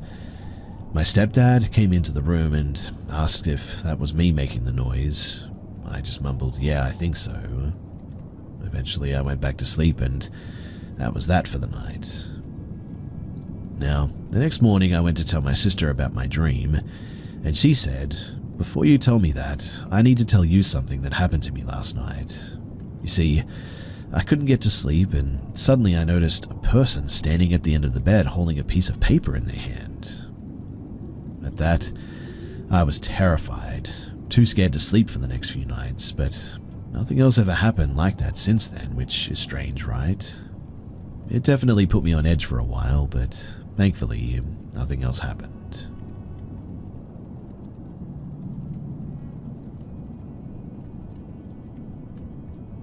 It was a random day, and my family and I had a trip planned out to go somewhere far from home. It was to go to a place in the Philippines, and while on the way, we used a GPS tracker to reach our destination. None of us were aware that the GPS may not be actually accurate, but we followed the route anyway. My uncle was driving the car that day. It was a fortune car, big enough to fit many people inside. As we were making our way there, it was still sunset and we were going up a hill surrounded by tall trees. Eventually I must have fallen asleep for a while because I was pretty exhausted from all the journey that we went through to just get here. But I soon woke up to my mother's voice saying, "Be careful, we're going to fall off." I looked around the car window and we were on top of a hill now. The sides of the road were so thin and tight. One wrong turn and we would all come crashing down. My cousins and I were at the back of the car. We stayed quiet because we knew that to panic in a situation like this was going to be very unhelpful. My mum was the only one panicking, and as we went further, my uncle drove slowly, and thankfully we didn't fall off and managed to find an area that we could turn and make a U-turn. It was still on the hill, mind you, but the area was wide enough now. After making it back to the main road safely, we were all pretty shaken, scared even. Now fast forward a bit. After that it was nighttime, obviously. There was nothing in sight, no lights, and it was just pretty much blackness and nothingness all around us. My family, they didn't follow the GPS this time. They used their memories because they'd used a different road before, apparently. We were going up a hill again, and I had no idea where it was, but all I saw were trees around the car and the quiet sounds of the car wheels driving over the gravel. Then at some point we stopped, and I was confused by that, but it appeared that there was no continuation of the road ahead. Everyone in the car was quiet now. My mother asked my uncle to check outside. When they opened the car door, it was really cold. The wind was strong and I heard the trees. It was really spooky and it sent a bit of a chill down my spine. My uncle closed the door as he turned on the front lights of the car, and there, all of a sudden, was a line of people, lots of them. I don't have any idea what they were doing alone in the woods there, and it was so weird. We quickly backed out of there and we made our way back home after that. After that too, I fell asleep from exhaustion, I think. I hadn't eaten all day because we were stranded in the woods, and the next thing I know, I woke up and we were already on the main road and stopped by a 7-Eleven shop. They bought some hot dogs for my cousin and I to eat. All of us were starving and had no energy at this stage. I'm glad my family and I were safe, but I guess it's just a reminder that if you want to go somewhere, don't always trust the GPS or the maps because routes are definitely outdated at times, and in our case, that was definitely what happened. Still though, what those people were doing up at that mountain, in the cold like that, out in the dark with no light, I have no idea.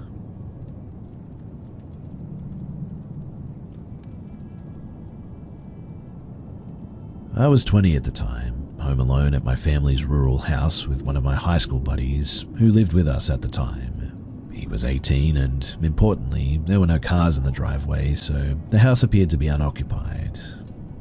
Now, my buddy is short, skinny, baby-faced, and eternally looks like a middle schooler, but he's a grown man who can hold his own in a fight. A lifted, grey Julie quad cab with a spot of white primer where a company logo would have been pulls into our driveway. I don't recognize it, or anyone in it. They stop and 3 dudes hop out of the truck. The driver has a semi-automatic in a holster on his hip too. They had to drive past our no soliciting, no trespassing sign, violators may be shot, to get where they were at. I'm observing this through the crack in the blinds in the living room window. My buddy was around back pretending to be a blacksmith with our homemade charcoal forge. He came around the side of the house while I was observing. I couldn't hear, but I could see body language. I noticed my buddy was holding the hammer in a very specific way so that he could whip it around his shoulder and throw it like Thor if he needed to. This told me that my buddy also had no idea who these people were. At that, I grabbed his deer rifle off of the living room coffee table. Silly place to store a gun, I know, but that's where it was. Slammed a single round into the chamber and aimed through the slit in the blinds at the armed trespasser. Jumping now to my buddy's perspective, here's how their conversation went. Hey there, kid. Are your parents home? We're some local ranchers going door to door selling fresh cuts. Yeah. My dad's inside getting ready to go shooting. He's got plenty of meat, but my uncle might want some. Let me call him. To which my buddy pulled out his phone and called 911. After a moment, the trespassers realized that the cops were coming and got back in their truck, and they left pretty quickly. I found out later that the truck was actually stolen, and we had had a run-in with the group that was responsible for over 30 break-ins over the past few months. Some of them pretty violent.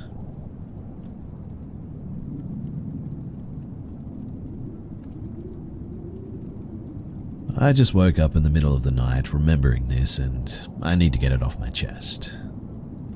So when I was 16, my dad, brothers and I lived in an old rundown house pretty much in the middle of nowhere. It was a private rental. My brother would do work for the landlord to pay our rent. Our landlord never came off as particularly creepy or anything, but that could be because I rarely went outside when he came over to talk to my dad, and he wouldn't dare do anything in front of my dad. But anyway, I was home alone one day, and my dad and brothers went out, somewhere, I really don't remember where, but I had my dog in a fenced-in yard outside, but that was it. I was in my room doing whatever I was doing, probably playing The Sims 2 at the time. We lived in the middle of nowhere, like I said, and there was a long driveway which the window of my bedroom directly faced.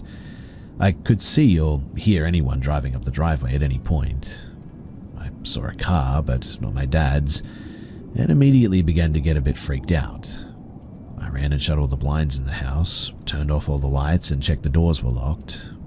But it was our landlord. He lived next door, about 2 miles away from our house, and yes, that was the closest house.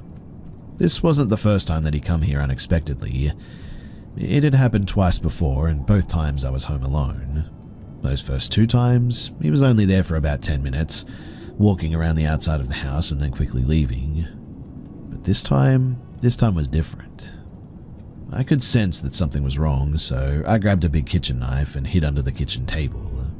I heard him pull up outside and open our front gate. My dog outside was going ballistic and barking. I heard him yell, "Shut up, mutt."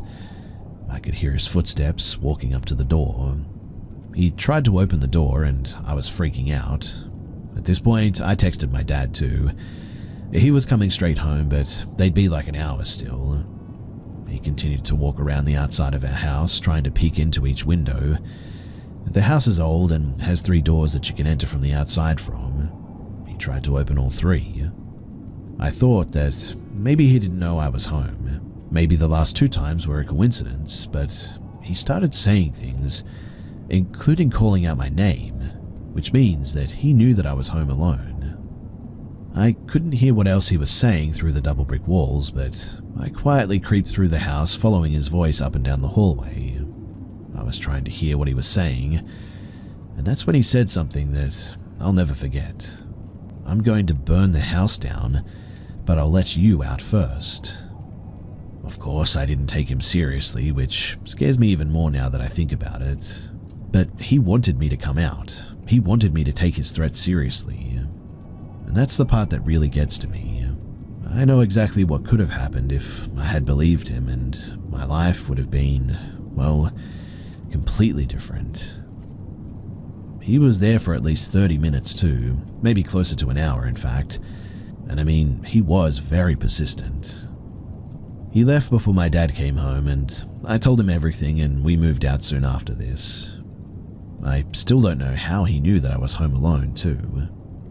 My dad never saw him on the way driving out, so he knew my dad was gone because there was no car in the driveway, but how did he know that I wasn't with him?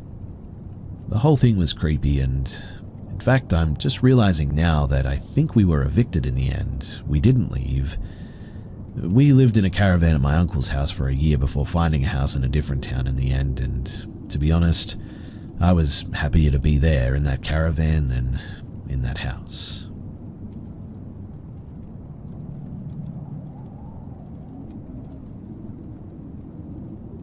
This is by far the weirdest thing that has ever happened to me, and genuinely I have no idea what to think about it. So 14 years ago, a group of friends and I were hanging outside and eating pizza on top of our friend's car when we all saw what looked like a monkey swinging high in the trees a good distance away. We lived in GA, and I joked that one of the apes from the local zoo must have escaped, but there was definitely an uneasy feeling amongst us. Everything was quiet too. And on this warm GA day, we live in an area with a lot of water. There's lots of insects, but everything just felt quiet and still all of a sudden. The ape then stopped swinging from the trees, and even though it was really large, a black figure, we could just tell that it was sort of looking at us. Then the ape started straightening its posture, looking more human and less like a primate. It was unsettling to say the least. We all just stood there sort of frozen and watching. Suddenly, the man seemed to turn around and crouch down, but as he was crouching down, his shoulder blades were getting impossibly larger, growing over his head before huge wings sort of sprang from its back out of nowhere, and it jumped off the branch and flew off. Even from a distance, we could tell that this thing was absolutely huge too. At that moment, it was like the spell that we were under broke, and we all scrambled to get back into the car, screaming. I didn't sleep that night. I felt like whatever it was had followed me home and was watching all night. I'm sure that it probably wasn't, but I was terrified. Honestly, too, I definitely wouldn't have believed it if 3 other people hadn't seen it also that night. And it's just one of the weirdest things that's ever happened to me, and something I'll never forget. I've had quite a few weird and paranormal experiences in my life, but that one is by far one of the most terrifying, weird, and memorable ones yet.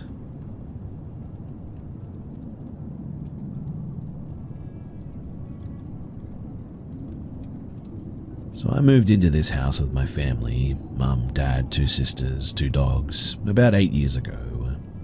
I was 10 at the time, and my sisters were 12 and 15. Some of my neighbors' kids went to our school too, and were in the same grade as my 12-year-old sister at the time. Trigger warning here, but they told us that the son of the family who lived here before us had actually ended his own life in our garage. As a kid, I very much believed that too. They even went as far as to say that that's why the handprints are there, which always freaked me out because on our garage door, there is a set of handprints on the side that just never seem to come off. Anyway, fast forward a few years later, my dad planted some purple tulips in the front for my mum because she has epilepsy and that's the representative colour. She had always mentioned how she felt bad replacing the yellow ones that were there previously for the son. I had no idea that it had any sort of significance until she would always say that the story was just so tragic and she could only tell us everything when we were older.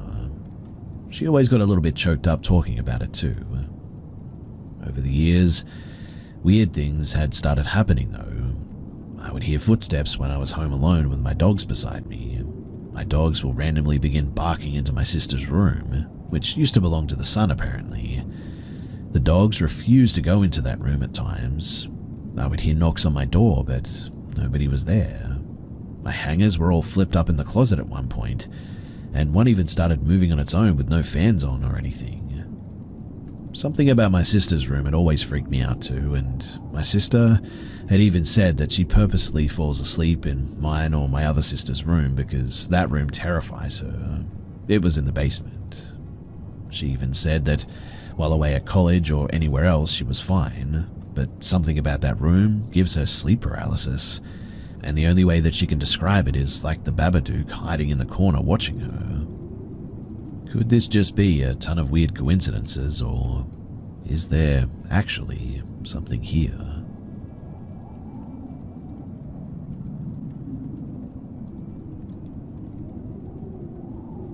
My dad has two short paranormal experiences from when he was around 20 years old and living with friends in a haunted flat that is now long demolished that have always freaked me out. He lived with 4 friends in the late 70s, early 80s, and were into the punk rock scene at the time, nights in the pub and all that. I do wonder if the stories could be related to drugs, but he insisted that he never took them personally. And one night, a girlfriend of one of the roomies was staying in the flat alone whilst the rest went to the pub, and later that night, she came crying into the pub to find them saying that there were voices coming from inside the flat with her. This was the first hint that something creepy was happening in that flat, and his standout story, however, is pretty brief, but he was sleeping on the sofa one night, woke up and saw a person with no eyes leaning over the back of the sofa looking down at him. He said that he was frozen in fear and it disappeared after a few seconds.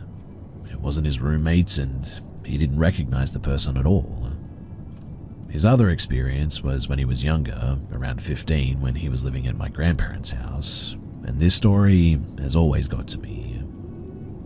So one night, when my grandparents, or his parents, were out, he walked out of the front room to go upstairs to go to the toilet, and he swears that he saw a naked man, wet skin with no arms, long damp black hair, down below the shoulder level, stood at the top of the stairs in the light looking down before just disappearing. He never told his parents this because he didn't want to scare them, but he told me a few years ago when I told him about some of my minor experiences. I have visited that house a few times since my dad told me the story, and when I stand at the bottom of those stairs and look up, I can't help but feel a scary chill run down my spine, imagining what my dad saw when he was young. He hasn't seen anything since then and is now almost 70, I think. He's definitely not one to make up stories, and his other roommates also had experiences in that flat too, though minor compared to what he experienced. I struggle to recall some of the other stories, but to be honest, my dad's ones are definitely the ones that stand out the most.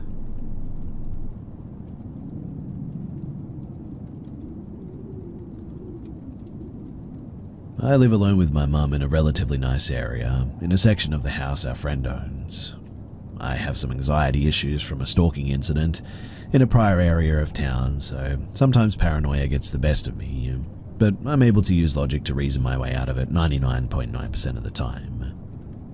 Now, our friend frequently travels, and my mum has had health issues recently. Every person who lives here has to go outside and go through storm doors to the basement to access the laundry, and we have motion sensors through the basement and yard to help us see as we're walking.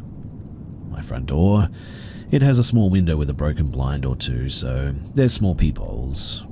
And this just happened about an hour ago, and honestly I'm still a bit shaken by the whole thing. So our housemate is travelling, and my mum felt ill enough earlier that I told her to go to an emergency room and make sure nothing serious was happening, and I was left by myself, which isn't too uncommon here. I'd been doing my normal routines when I remembered that there was laundry in the dryer, so I got up and walked down my steps into the basement, and I had left the storm doors open.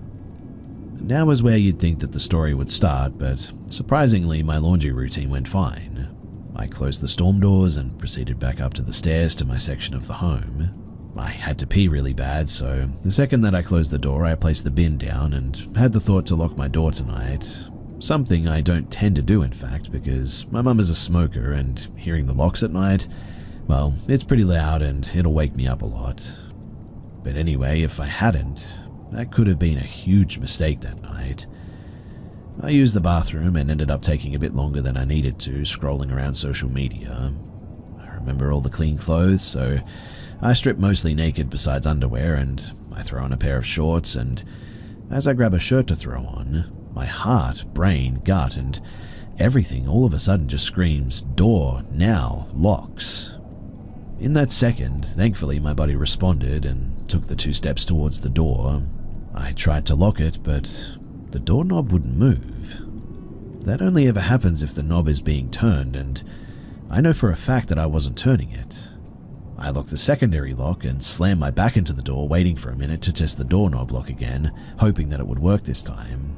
Thankfully, this time it did, and while I hadn't noticed at first, the motion sensor light had activated far too long after I was inside for me to have done it.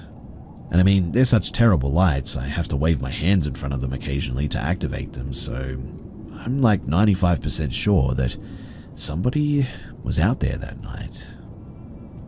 I sat with my back to the door for who knows how long before I got up and turned most of the lights off, grabbed a knife that I had next to me all night. I looked out both windows that faced that direction after a while, and I saw nothing, luckily I guess, because honestly, I don't know what I would have done if I had seen someone. I really don't know what to do about all of this, but I am almost certain that there was someone there that night, someone with bad intentions.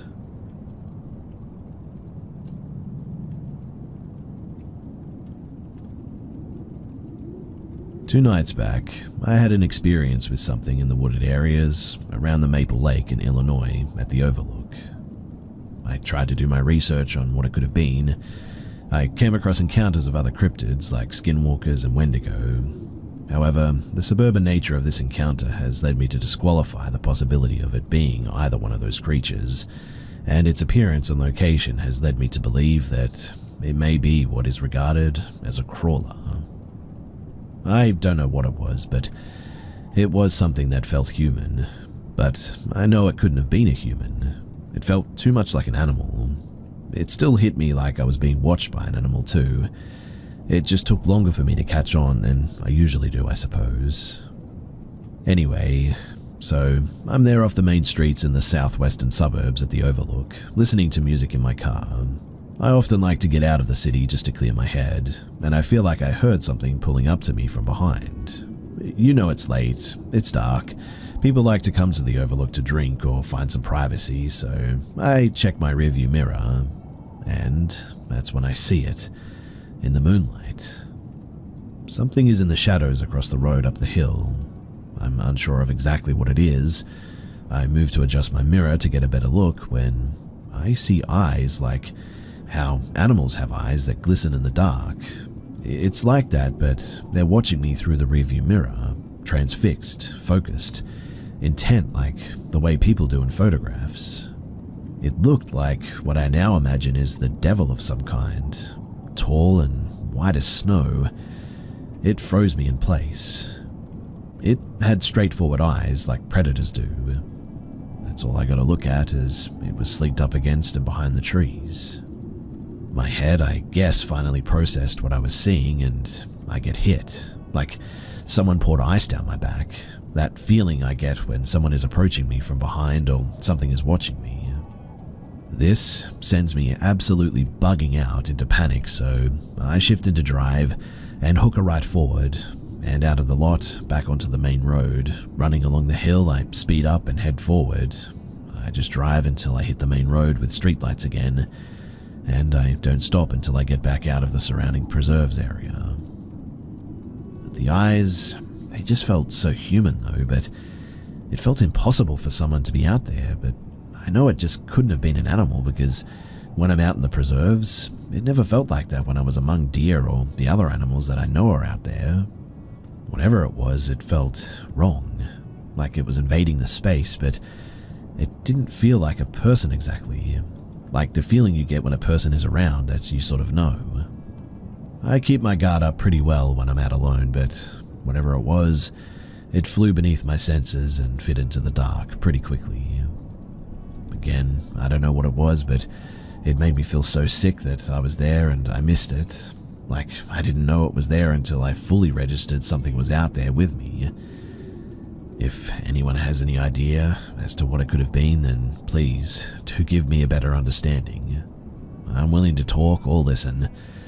I've been a skeptic as long as I've run in circles amongst my fellow outdoors people. But this encounter, it has quickly turned my perception of the natural and unnatural upside down.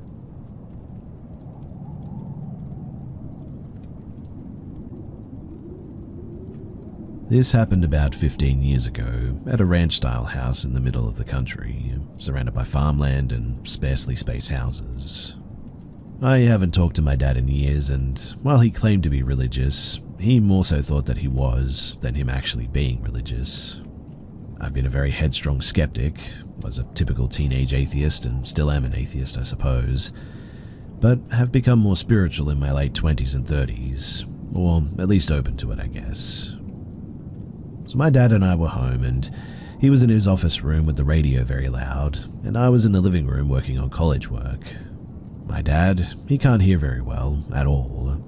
However, we both heard the kitchen door open with a pop and sort of squeaking kind of sound, which was the typical sound when opened. Work boots stomping on the kitchen floor. We all wore work boots because we were outside labourers and walked heavy, and the sound of both the work boots being taken off and being dropped on the kitchen floor, which is what we, my dad, little brother and I, did, and a very common noise. My dad and I both heard it and figured it was my little brother coming home. However, the outside free-roaming dogs hadn't barked and the driveway alarms didn't go off. Maybe the dogs were out roaming, or maybe the driveway just didn't pick up the car. That's how we tried to rationalize it anyway. So I called my little brother, and he was 45 minutes away still. My dad and I searched outside the entire house, ground floor and basement, every room, and it was just us. Like I said, I'm not religious, but something just isn't right about that house, like at all. And a decade plus later, my little brother still swears that it wasn't him. He has story about seeing shadow people for years, and something following him on and in his car as well, and many, many more stories. But my eyes water and I get goosebumps every time that I share this, even all these years later. Many weird or questionable things happened in that house too. My older sister swears that she saw what she thought was my little brother when he was just a toddler, but it turns out that it was like a light figure. Something during the middle of the night when she got up to, she thought that she saw my little brother in the hallway by the bathroom at one point. It wasn't my little brother though. She locked herself in the bathroom and wouldn't come out until someone woke up and knocked on the door. This was like 20 plus years ago, and eventually she got older and she wouldn't talk about it anymore. But for the longest time, when asked about the story, she would always say the exact same thing. And again, when I share this, I have to admit that it's a little creepy.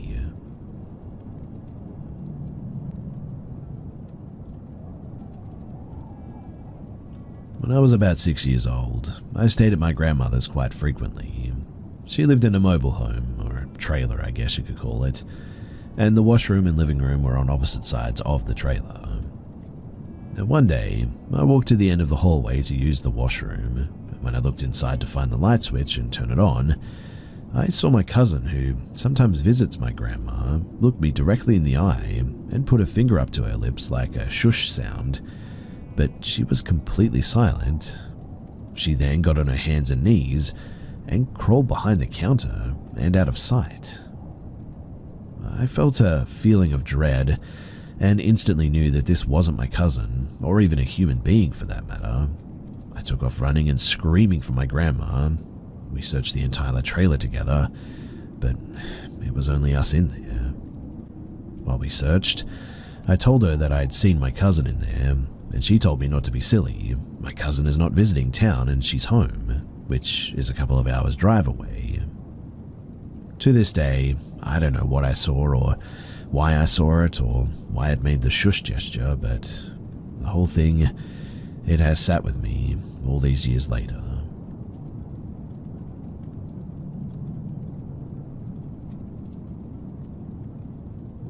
So last night on the baby monitor, I saw a hand gently patting my 4-month-old son's belly when he was crying to console him.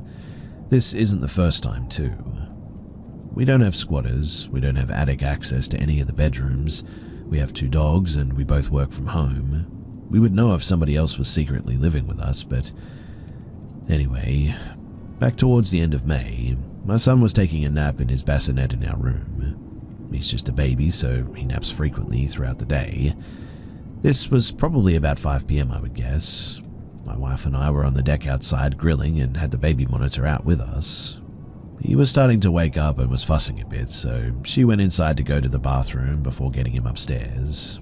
I was bringing food inside as she was walking out of the bathroom, and when she saw me, she stopped dead in her tracks, like she was absolutely shocked to see me. I jokingly said, "I live here too, you know."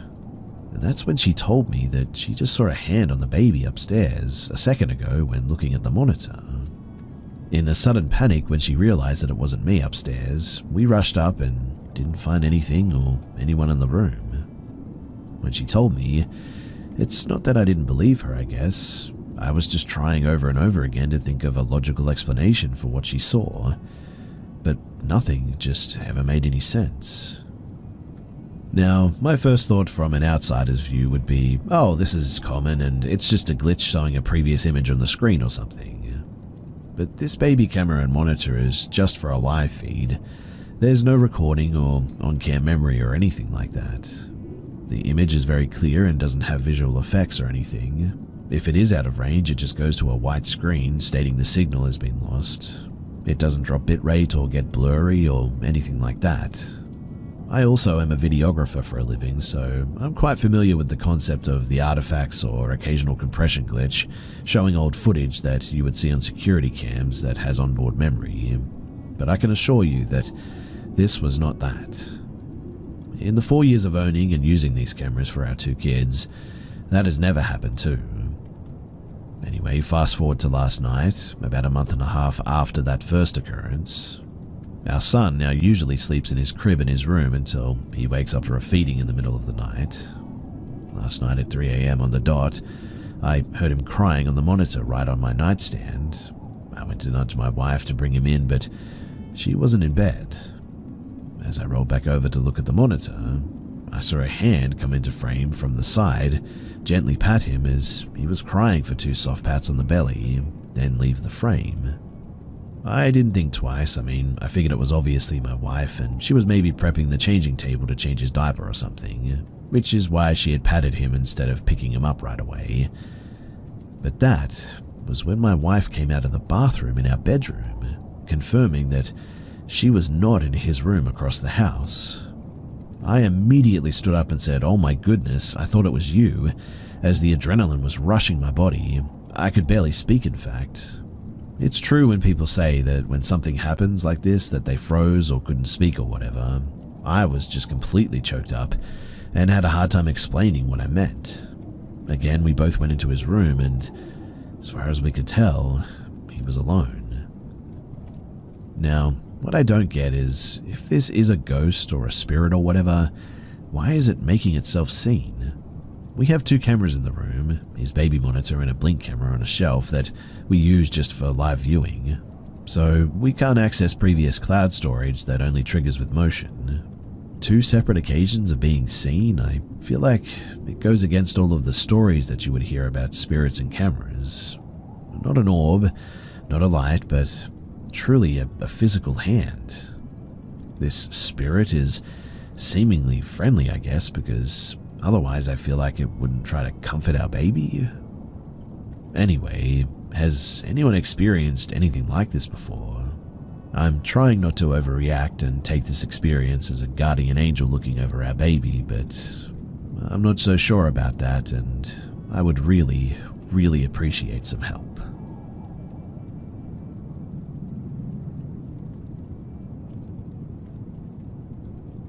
My ex and I were walking on a trail near my house one day, and around my area, homeless people are known to frequent. Everything was pretty much par for the course, until I walked off the path and onto what seemed to be a deer trail. On it, I saw a few deer at first, but later I heard what at first seemed to be voices. I assumed that maybe a homeless community camped there or something, but we came across a deer which lowered its head and crown of antlers and continued walking toward us until it was maybe about 10 feet away and then disappeared into the forest. Okay, so maybe the deer was sick or had a wasting disease or something. Still, strange behavior for a wild animal. I kept hearing the voices until I realized that it was actually chanting at too low of a volume to register what the words were. And the deeper we walked down that deer trail, I realized that it couldn't be the homeless as the chanting repeated itself. It was sort of on a loop almost, like the sounds were repeating even if the words themselves weren't audible. And finally we came to what appeared to be a concrete tunnel at the end of the trail, and I had this odd feeling that if we didn't leave now that we were about to die. Not dread, but like terror. So we ran from that place, and well, the looped chanting followed us down the trail, all while I felt like we were being watched. What I mean by that is that the sound of the chanting, it didn't grow fainter from behind us as we ran, and it sort of stayed the same volume, as if whatever it was following us. Also, I didn't know this at the time, but later my ex told me that people apparently went missing there and some had even died there. I heard rumors throughout my life to avoid deer trails here, but I never thought that there was anything to it. I am still perplexed, and I don't know what actually happened that night.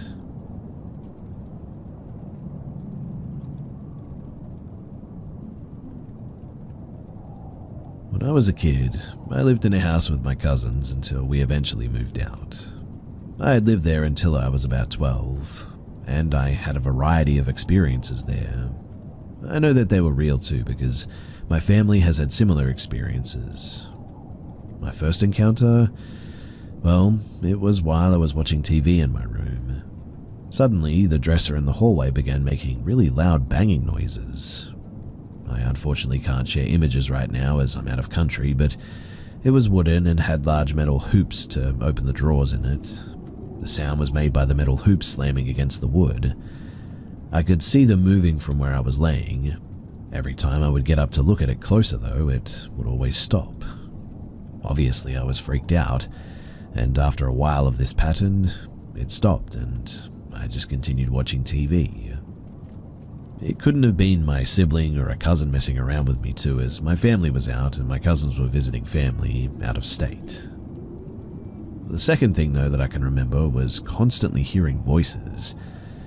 They would always be in my mother's voice too, calling out either mine or siblings' names.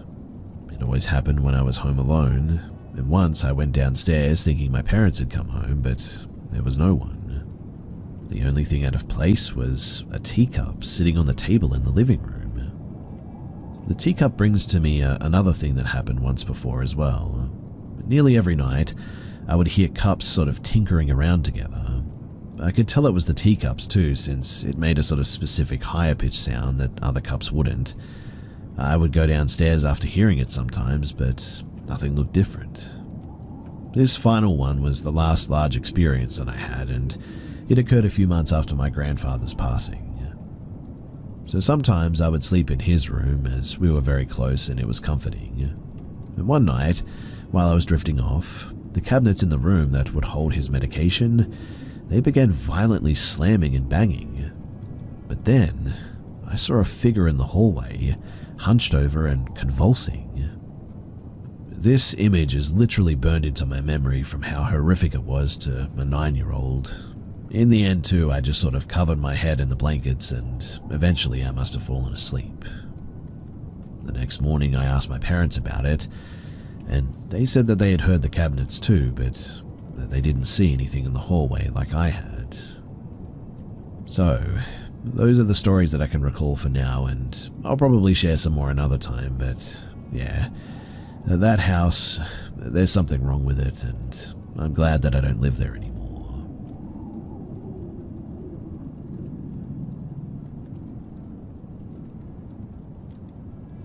So my coworker came into work today and told me about her night.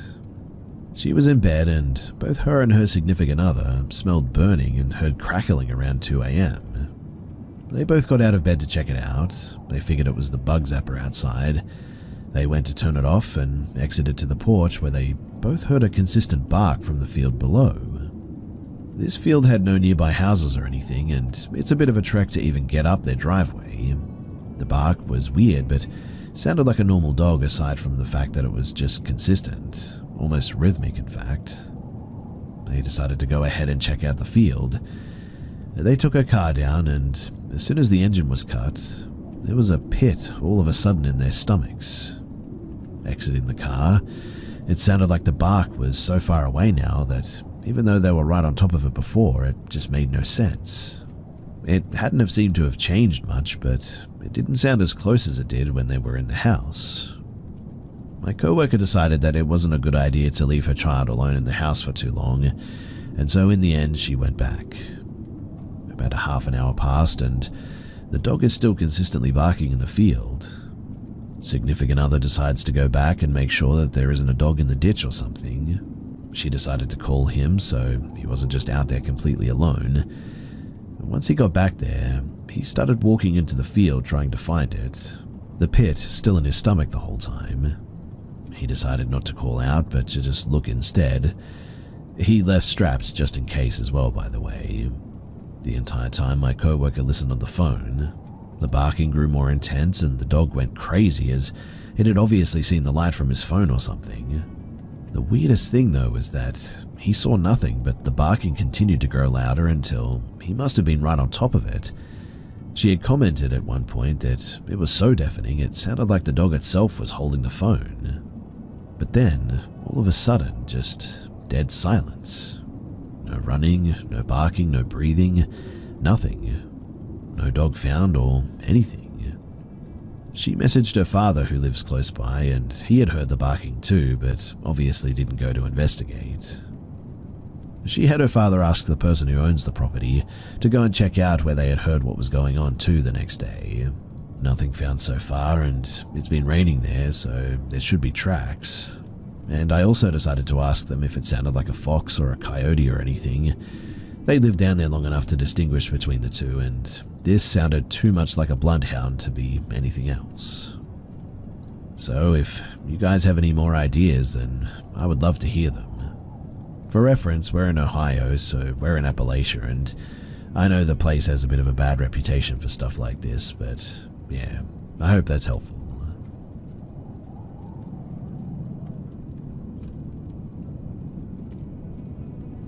So my boyfriend and I live in a small neighborhood.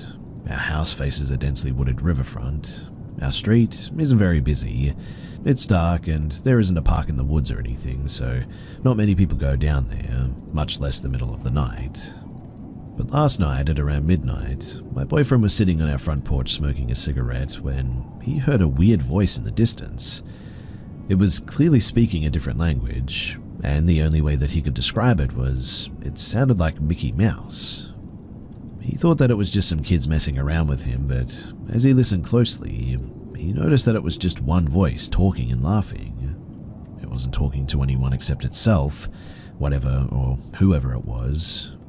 It was far enough off in the distance that my boyfriend felt comfortable listening, until it started whistling an eerie song that he couldn't place, and as it whistled, it began to grow closer. He ran inside and locked all the doors and the windows. He tried waking me up, but I get up at like 5 a.m. every morning for work and I sleep like a rock. Hearing about it though, when I woke up to get a drink of water, really gave me the heebie-jeebies. My first thought was maybe some crackhead tweaking out in the woods perhaps, but of course my brain immediately goes to cryptids. I can't help it. But what do you think? I've been combing the internet for hours this morning, trying to find out legends and myths about this, but I haven't had much luck, so if you know anything, then please do give me some ideas.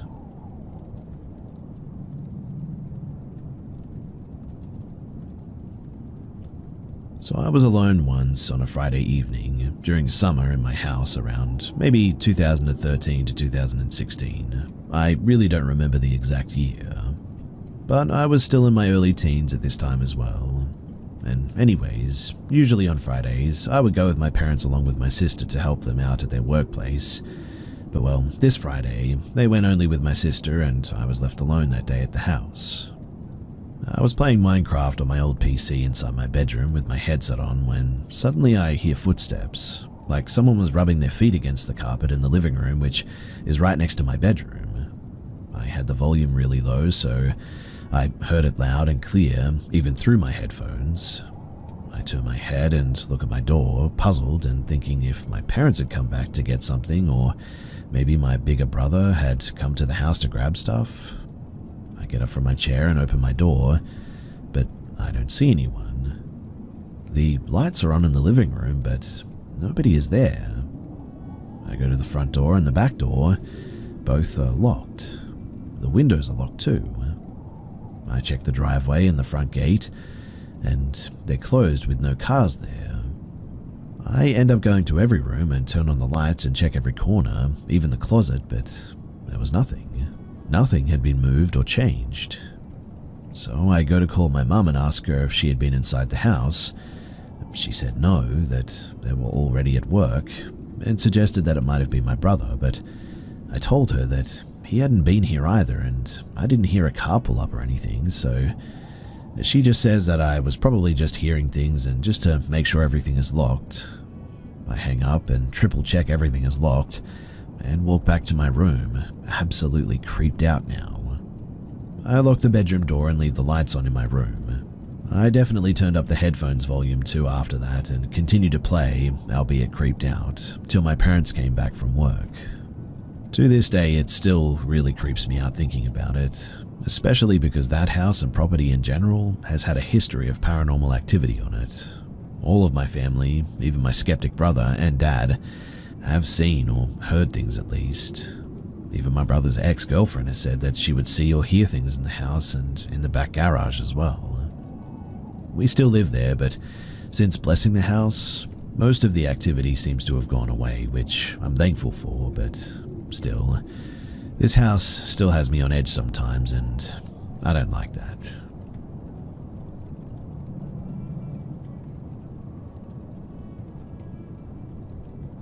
In 2019, I was 25 and struggling financially.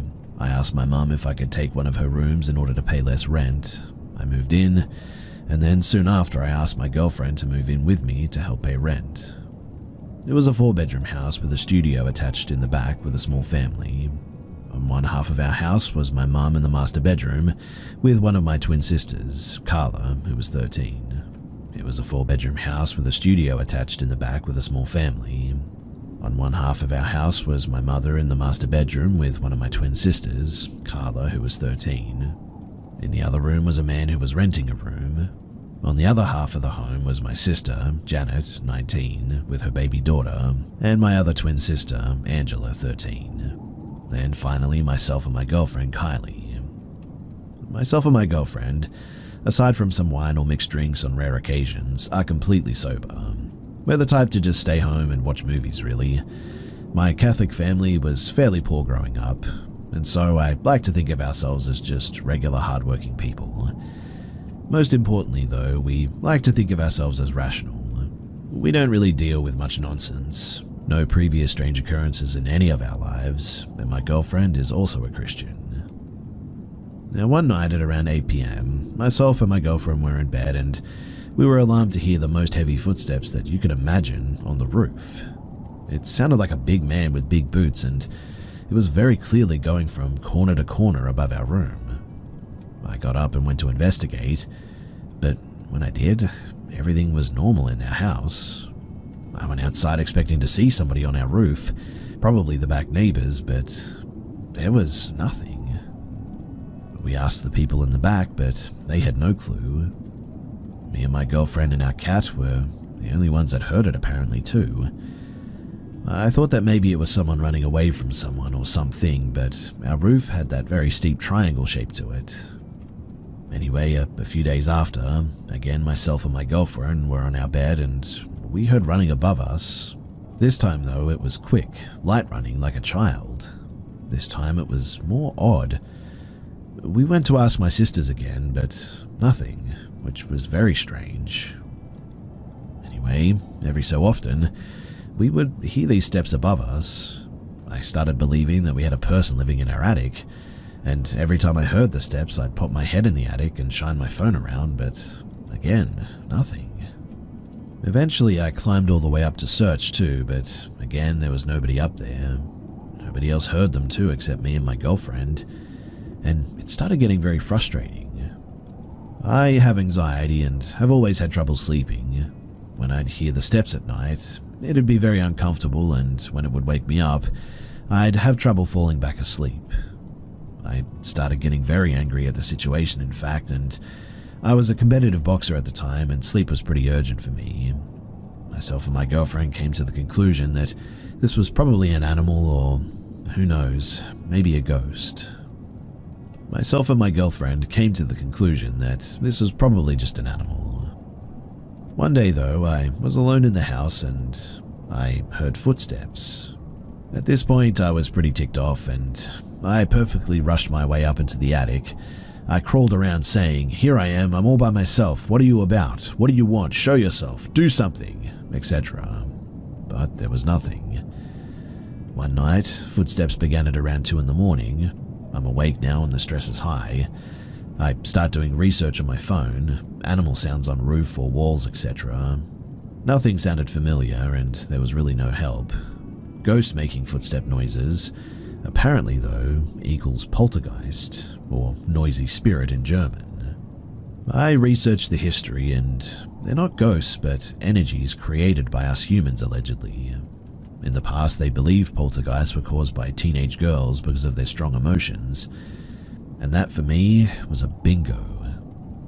My home at the time was a war zone of emotions, anger, sadness, cursing, yelling and fighting. Most of the issues were due to my twin sisters. Angela especially at the time was rebelling severely. She started hanging out with some bad kids and drinking and drugging and all that. My mum was strict, so they would fight bad about it. And once they even got into a small fist fight and the police were called. Of course, I'd get involved as well. Angela had very strong emotions.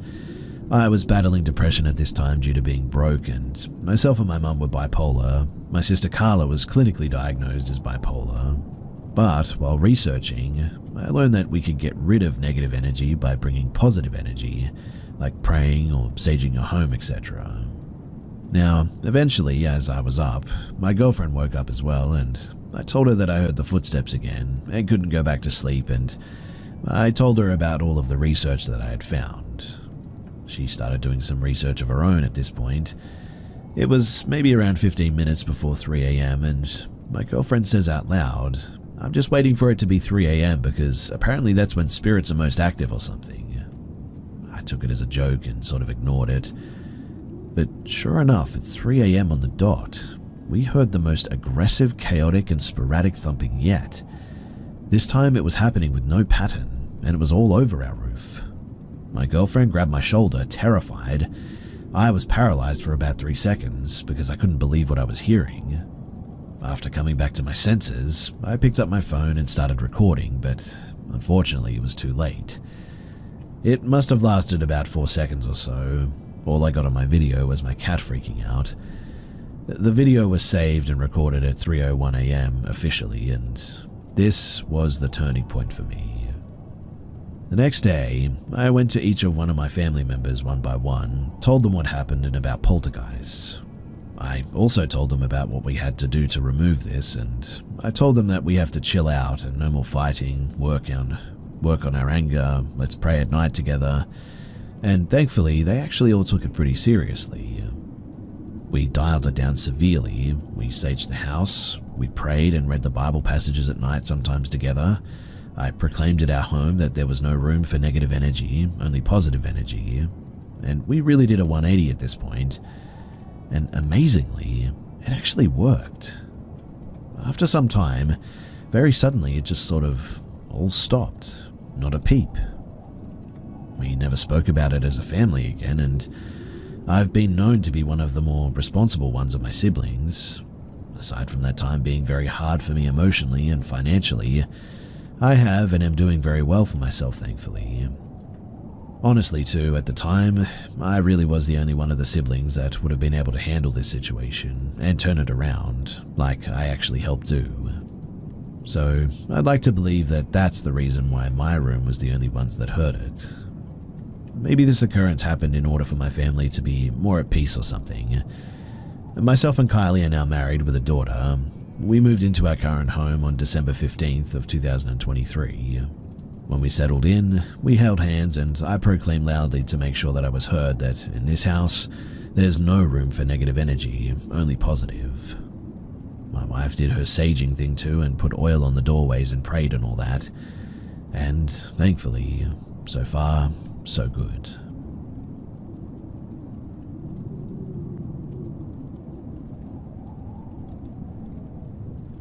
My mum and stepdad got married when I was 4. Mum and I moved into the house that my stepdad owned after they got married. It was just the 3 of us and our animals. I'm an only child, and at the time of the story, we had 2 big dogs who lived inside and out. The dogs usually roamed outside at night on the 20 acres that we owned. We lived in that house for about 14 years, and I saw my fair share of creepy stuff, but this story, it definitely sticks out the most. A little bit of background first, though. So, I was around 7. I don't exactly remember the age, but only the present that I got that year. I know that I was old enough to use the bathroom at night alone, but still young enough that my mum usually checked on me to make sure that I got back into bed okay. I also know for sure that it was Christmas Eve. I know this because our tree was always off at night, except for on Christmas Eve. Our house was pretty small, 850 square feet small, but I loved it. When you walked in the front door, you were immediately in the living room. Straight ahead was the hall. In reality, though, it was just a small rectangle that had doors on 3 of the 4 sides.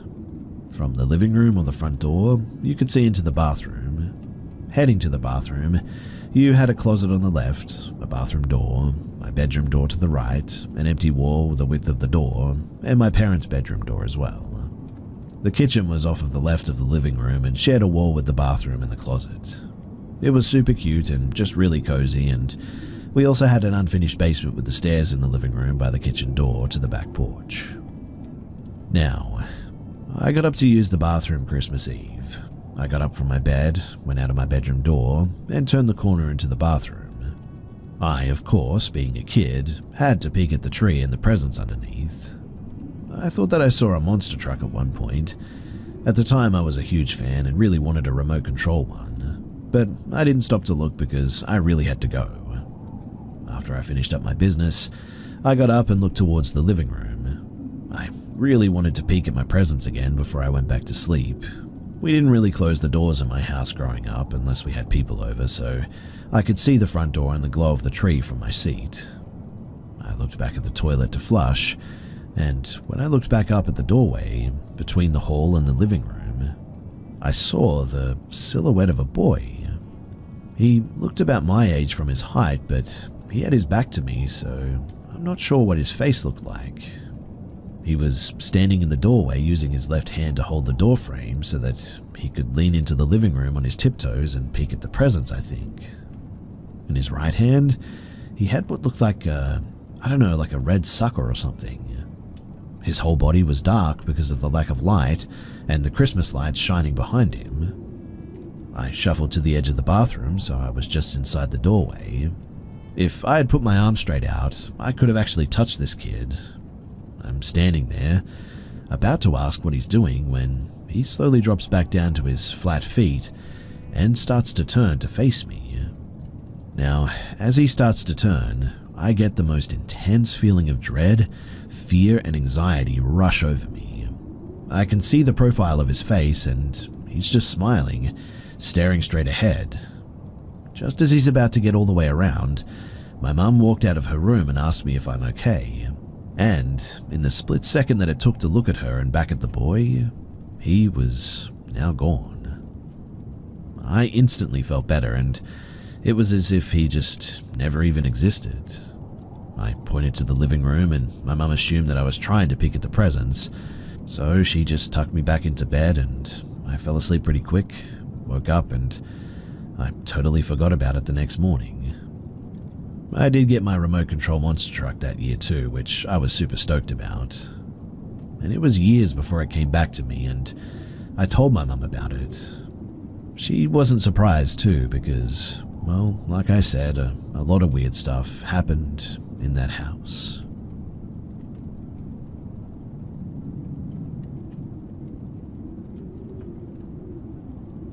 Before I got my car in my freshman year of college, I would use Lyft to get to work pretty much every day during the summer. During the winter or fall, though, I just walked, even at night. And in all of those Lyft cars and drivers, I never had any noticeable encounters, I guess. I've probably been in a couple of hundred by now, and aside from the occasional political opinion and speeder, it was all fine for the most part. Now one day, I order a lift car like normal. It'll be here in like 7 minutes. Cool. I walk outside a couple of minutes early to go and wait for my driver, and I see a vehicle that pretty much matches the description of mine sitting in my driveway. You know, that sort of little car icon next to the profile that you can use to compare the real one? Well, it was the same color, the same size, and unless you notice the little details, it pretty much looked the same. But my driver was still apparently 2 minutes away. I choose to ignore him, thinking that it's just a funny coincidence and maybe he's a friend of a neighbor or something. But then he rolls down his window and looks at me, so I go up to talk to him. Maybe he's just lost? By the way too, a different race entirely from my actual driver, so I know for sure that it isn't him, but it's similar skin tones and age, I guess. He tells me that he's my driver, and pulls out his phone that has my profile like how your driver has to make sure that it's you. So in my naive and innocent teenage mind, I think to myself, oh, Lyft must have accidentally sent me 2 drivers, and tell him that he's not the driver that I was told I would meet. Right as we're talking, my actual driver pulled up and rolled down his window. I explained the situation and said that I'll probably get in the first guy's car because, well, he was here first. But then my actual driver says that I should probably go with whoever is on my phone. That sounded pretty logical to me and made sense. But before I could turn around and tell the other guy that I was going to go ahead and pick the other guy, he drove off. Tinted windows, by the way. It wasn't until I got into the car that my driver brought it to my attention how weird that actually was. He told me that in his 10 years of being a Lyft driver that nothing like that had ever happened to him or anyone that he knew. Then it suddenly dawned on me about what might have just happened. The similar car appearance to my actual driver, the fact that he had my info but I didn't have his, the fact that he was there a couple of minutes early, so if I did get in, it wouldn't have intercepted my real driver, and just everything. And, stupidly, I almost got into his car too. I went to work and I was totally shaken up that day. I tried making a report to Lyft, but without any evidence or information other than a basic physical description, there really wasn't much that they could do. My Lyft driver said that he would go ahead and tell the story to some other driver friends on a social media forum, Facebook probably, so that they could spread the word. And so, I guess that made me feel a little bit better about the whole thing. But that driver, he might have actually saved my life that day, and I think about him a lot. And hey, my dad heard about it too and got me a car in the end, so I guess at least I got something other than trauma. I've also only told a couple of people in real life due to the traumatic and scary nature of the whole thing. Looking back on it now, it was most likely a trafficker or kidnapper. These guys probably have access to Lyft servers and look for repeating customers like me. I've since deleted the app and my account, but I guess the lesson from all of this is always check the license plates.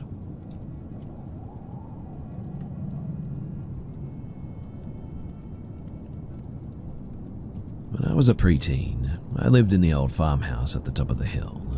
It was the oldest building there and 2 or 3 blocks from the city cemetery. The cemetery was actually on a cliff and the police semi-regularly had to disband satanic groups that would perform rituals on said cliffs. My parents, they lived upstairs and I lived in the basement. There was my room with a twin-sized room and the spare bedroom with a king-sized waterbed. There was a long, thin room that served as a pantry, and at the end of it, a walled-off room that had a large metal container in it. I assumed it was used to store the fuel for the house back in the day. The upstairs was perfectly normal, and no one ever had any experiences there. It was only ever in the basement. The container room was a no-go for anyone. Dark shadows were always darting about, even though there were no windows and the only light source was a pool light in the pantry. There was a feeling, though, of impending doom in that room, as if you needed to run for your life as soon as you opened that door. Strange scratching noises emanated from the room late at night, even though we never found any signs of pests or rodents there. The spare bedroom only had one consistent activity, and it confuses me to this day. The water in the bed, it would shift and you would see sort of like little indents from on the comforter, like paw marks from an animal walking across the bed or something. My bedroom had voices, shadows, strange noises, and the lights going on and off at times. When you were in bed, sometimes you could feel a presence pushing down on your body too. This next part seemed to be the part though that people really couldn't handle, even though it was a really small thing looking back on it. You see, I had a boombox. This was before the time that remote controls were really being used, so the only way to change the channel was to rotate the knob on the boombox. We'd be listening to a station and all of a sudden, it would sort of go out of tune and we would watch the needle on the radio move to another station. It was always the same station though, and it was nothing but static. You could go over and change the channel, but before the next song was over, it would change back to that static channel again. I don't remember the exact channel number, but I think it was 99 something. Anyway, this was the thing that really freaked me out, and the backstory here is that there used to be an air conditioning vent that ran between the upper floor and the basement. It had been removed at some stage, and outside of my parents' bedroom, there was this removable vent cover. You could open it and put the phone in there where the vent used to be. Yes, pre-cell phones and pre-cordless phones. This phone had a long line on it, so you could move it through the house for the most part, and there was an open hole in the ceiling of my room where I could then reach up and grab the phone from. So my parents' room was directly above mine, in other words, and they could stand in their room and have a normal conversation with me in my bedroom without anyone raising their voice. My parents, they couldn't go in their room for a private conversation though, because I could hear it like I was right there. So the part that freaked me out was that when I was being attacked by a force, I would scream bloody murder. I was known to have a very loud scream, but never, not once did my parents ever hear my scream during these attacks. I would always ask them the next day why they didn't come to help me, and they were always confused and said that they didn't hear anything. Which begs the question, how could they hear me talk in a normal voice, but not hear my screams at full volume like that? As an adult, I have some mental illness, so one could try to say that it's all in my mind. But then, how did my friends experience the same things when I never did tell them about it? And also, how do my parents experience these things too?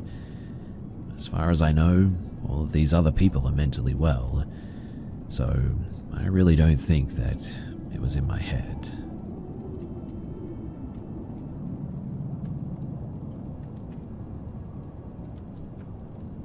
About a year ago, I had two separate paranormal experiences, and the first experience, I actually had a witness. So I was out of town in New York doing work on an old Amish barn that was being renovated and turned into a house. I was 17 at the time, I'm 18 now, and still remember everything clear as day. We were on this job site for about a week, and we were staying in a hotel that our boss was paying for after we got off work.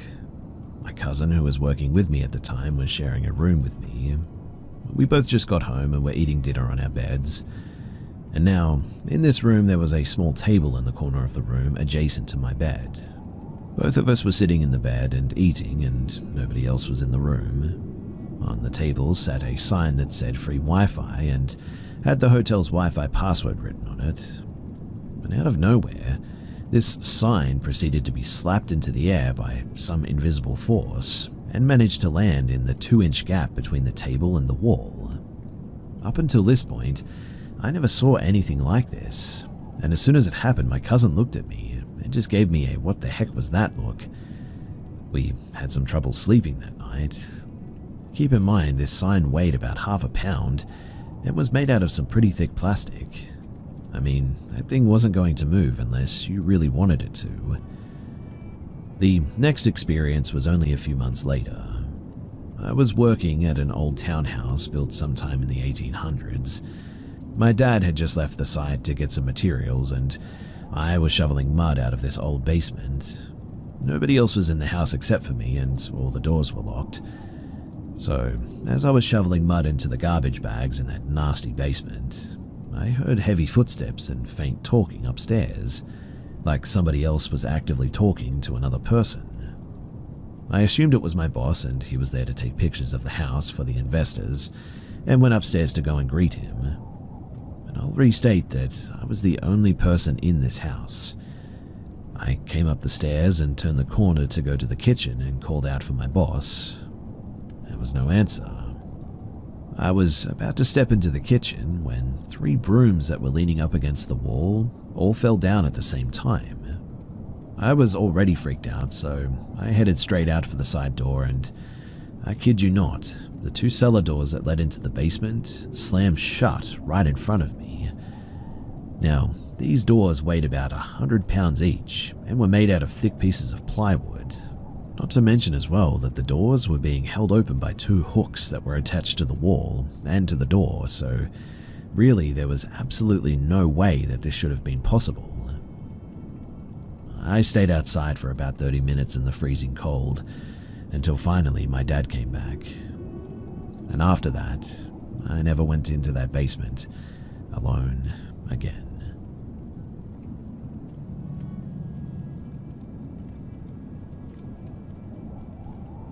This is a bit of a long story, and there's a few things that I need to explain first, so please bear with me.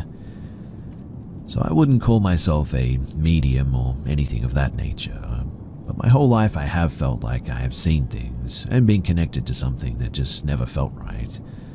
I've always had odd paranormal experiences that nobody else has had or seen around me. Both my parents had unexplainable feelings and premonitions. I don't particularly believe in that and would usually just push it off to everyone as just being crazy. Honestly, I have started to think that I was or am crazy.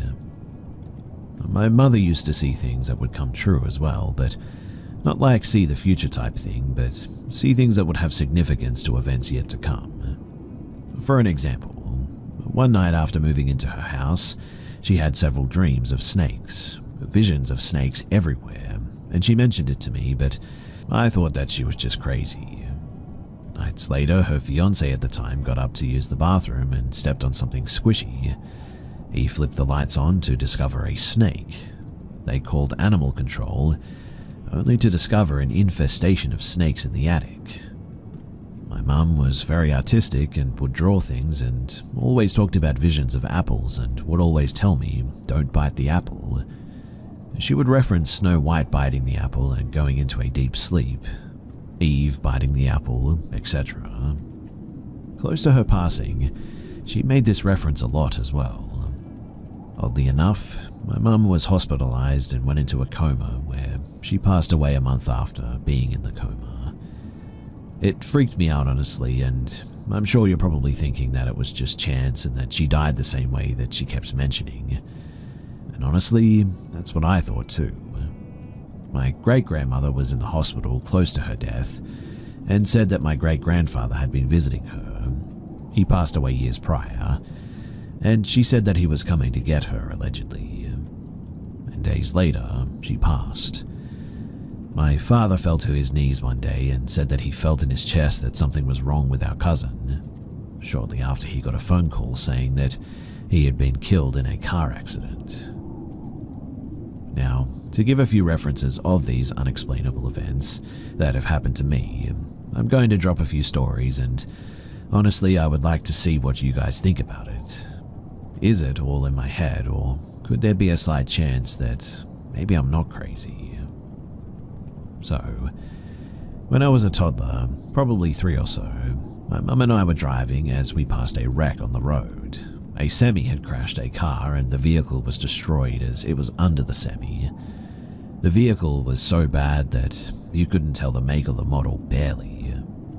As we passed by, I started shouting at my mum that it was my aunt, and my body just knew this, and I kept saying it over and over again.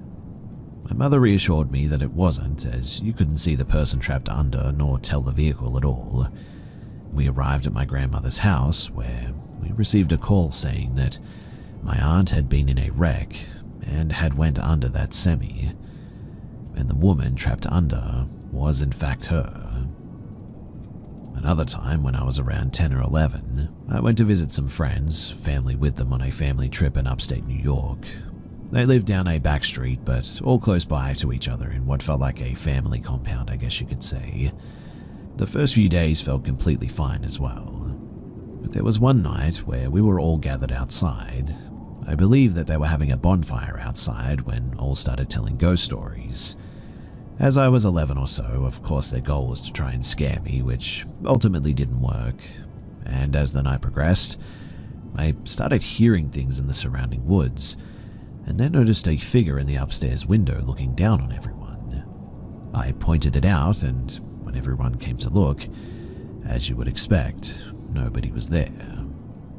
I thought that it might have been a cruel prank until I realized that everyone was accounted for outside. For what felt like an eternity, I kept thinking about the figure in the back of my head as my thoughts raced. I saw the figure once again and made a slight comment about it, and at this point, the family sort of seemed annoyed that I kept bringing up something that just wasn't there. Later on in the night, my friend who traveled with me pulled me to the side and let me know that she did in fact see something as well, but was afraid that no one would believe her as they didn't believe me. Well, we left that next day, but the eerie feeling certainly remained. Now, I'm sure I know what you're thinking. Scary stories plus a child's active imagination equals seeing things that aren't real. However, just indulge me and keep listening. So on February 14th of 2014, I was in middle school. It was Valentine's Day and it was a Friday night before the weekend. That morning, my teacher handed out a word scramble for fun where you make as many words with the letters from the words you're given, like the game Anagrams. The words were Happy Valentine's Day. The first word that I came up with was death, followed by die. I kept circling back to those words and they repeated in my head over and over. The school day ended, and as I was walking home, my house was surrounded by ambulances and my grandfather walked to the bus stop and said that something had happened and we would talk about it later. To make a long story short, my stepfather had unfortunately died in his sleep from conjunctive heart failure. I moved from that house to live with another family member after his death, and when I turned 14, my great aunt's boyfriend at the time had a heart attack and died too. They had been together for a long time, but he never married her and he was often cold towards everyone in the family. And although they were together for a long time, he just refused to marry her. Several years prior, that was the last time that I had spoken to them, as my family were not close, and I mentioned the fact that they weren't married and asked why that was. To be fair, children have no filter and they just say whatever they think in that moment, right? But in that moment, I could feel the mood change, and the tension could be cut with a knife, and his energy just felt sinister, like his spirit was just evil, almost as if he was surrounded by darkness. I hadn't spoken to them since that moment until I found out that he had passed away. My family consoled my great aunt, and we all helped her pack the house up to get ready to move in with us as she could no longer stay in that house. We finished packing up her house within about 2 days, and towards the end, my aunt pulled me aside and let me know how thankful she was that I was there, but told me that when her boyfriend was having his heart attack, he pulled her in and, in a sinister tone, told her, "If something happens to me, do not let your great-nephew in this house." Hearing that only caused me to have an off feeling while we were finishing up, but days after she moved into our home, I was sleeping when what felt like sleep paralysis started to kick in. I laid in my bed feeling helpless when I saw a figure creep over me, screaming at me, and I will never forget the words it said, "Get out." It screamed this at me, shaking me, and I just laid there still. It then raised its hand at me and struck me in the face. I sat up quickly out of my sleep in a state of shock and in fear, thinking that I had just had the worst nightmare I'd ever had. But it was then that I noticed that my face was burning from what I thought was just a dream, but when I touched it, I noticed that it was wet. I rushed to the bathroom, noticing that there was now a gash on my face and blood was dripping down. I never said anything because at the time my other family member that I lived with was having schizophrenic hallucinations and severe PTSD and being in the military and all that. She had said that she would see shadow figures, and I always assumed that she was just having another episode. I didn't want to trigger another episode, so I created a rational explanation and I just kept it to myself. But not long after that, I moved, and the house that we moved into was really nice. It was big enough for all of us and felt like a good fit. And during the showing of the house, the basement door had a lock on it. We were unable to view it at the time, but we were assured that it was nothing, and when we moved in, we had the lock cut, and to our disbelief, there was a letter and a pentagram painted in black on the wall. The letter stated that the previous tenant was involved in some sketchy activities like witchcraft, and she said that she went too far and opened something that she couldn't close, thus the move. Nobody really thought anything of it, to be honest, as we all had no belief in anything like that, and plus I had suppressed those previous experiences as I rationalized them to just being an overly active imagination. Time went by and we painted the wall eventually, but that pentagram just kept seeping through every time that we painted it. So in the end, well, we just sort of left it alone. There were often times though when we would hear things through the night, such as creaking, cabinets closing, footsteps running through the house, but we were a big house so we always rationalized it. But at night, I distinctly remember hearing a kid's giggle and footsteps running through the hallway. Cabinets started slamming often, pictures would fall off the wall spontaneously. It got so bad that we ended up actually calling a priest out and asked him to bless the house. Well, we didn't mention the pentagram, and when he walked in, he walked straight down the stairs as if he was drawn straight to it. He blessed the house, and after that, we didn't have anything bad happen for a while. I was around 16 at that time when everyone decided to take a weekend family getaway, but unfortunately I had to work that weekend as my job only allowed me to work weekends due to school and all that, so I had to stay home. I came home one day and I suddenly had a cold, eerie feeling walking into that house, as I was a victim of home invasions when I was younger, so since then I've always been extremely paranoid and on edge, but this was way more than usual. We had several dogs and we lived pretty secluded, with neighbors just close enough if something happened you could call on them, but far enough that if we wanted privacy, we definitely had it. So I wasn't quite as anxious as I would normally be, but that eerie feeling just never left. I decided to call it a night eventually, and my dog followed me to bed. I was laying there tossing and turning for probably 15 to 20 minutes when I noticed that one corner of my room looked extremely dark, way darker than normal. And I mean, the bedroom window normally casted a shadow in that corner, but this time it was like pitch black, like I couldn't see through it at all. My dog peered her head up and faced the corner as well, and then she started growling. I tried to shush her, assuming that it was nothing, except she started growling louder and louder. The hair on her body stuck up, and now she was snarling. It looked like she had an extreme case of rabies almost, and I had never seen her like that, growling, barking, and even foaming at the mouth at the edge of my bed. I kept trying to calm her down when she lunged at the corner, barking as if she saw an intruder or something. I quickly turned the lights on, and the shadows in the room were filled with light, and she calmed down shortly afterward. I convinced myself that it was nothing, and I tried to go back to sleep. I laid back down, only to awake to the sound of her growling as she was before in the corner of the room. And it was then that I grabbed my pillow and I headed out to my car to sleep there for the night. But weirdly, as I looked back to my bedroom window, it was completely dark, and my stomach dropped from a feeling that is really difficult to explain. I never stayed in that house alone again after that. I refused to. And I haven't had anything like that happen for a while, as I live in an apartment with other people now. But every now and then I feel like I'm being watched. I have nightmares sometimes and sit up in the middle of the night in the darkness with unexplained fear. Honestly, I feel like I'm a pretty normal person. I guess anyway, with just some unexplainable things that have happened that I keep suppressing. But what do you guys think? Do you think that it's all in my head?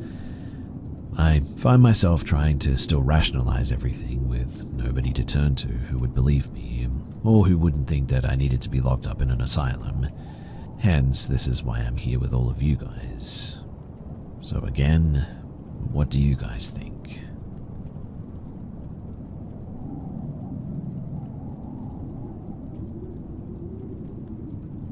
I told my friends what I'm about to tell you, and they urged me to share it here.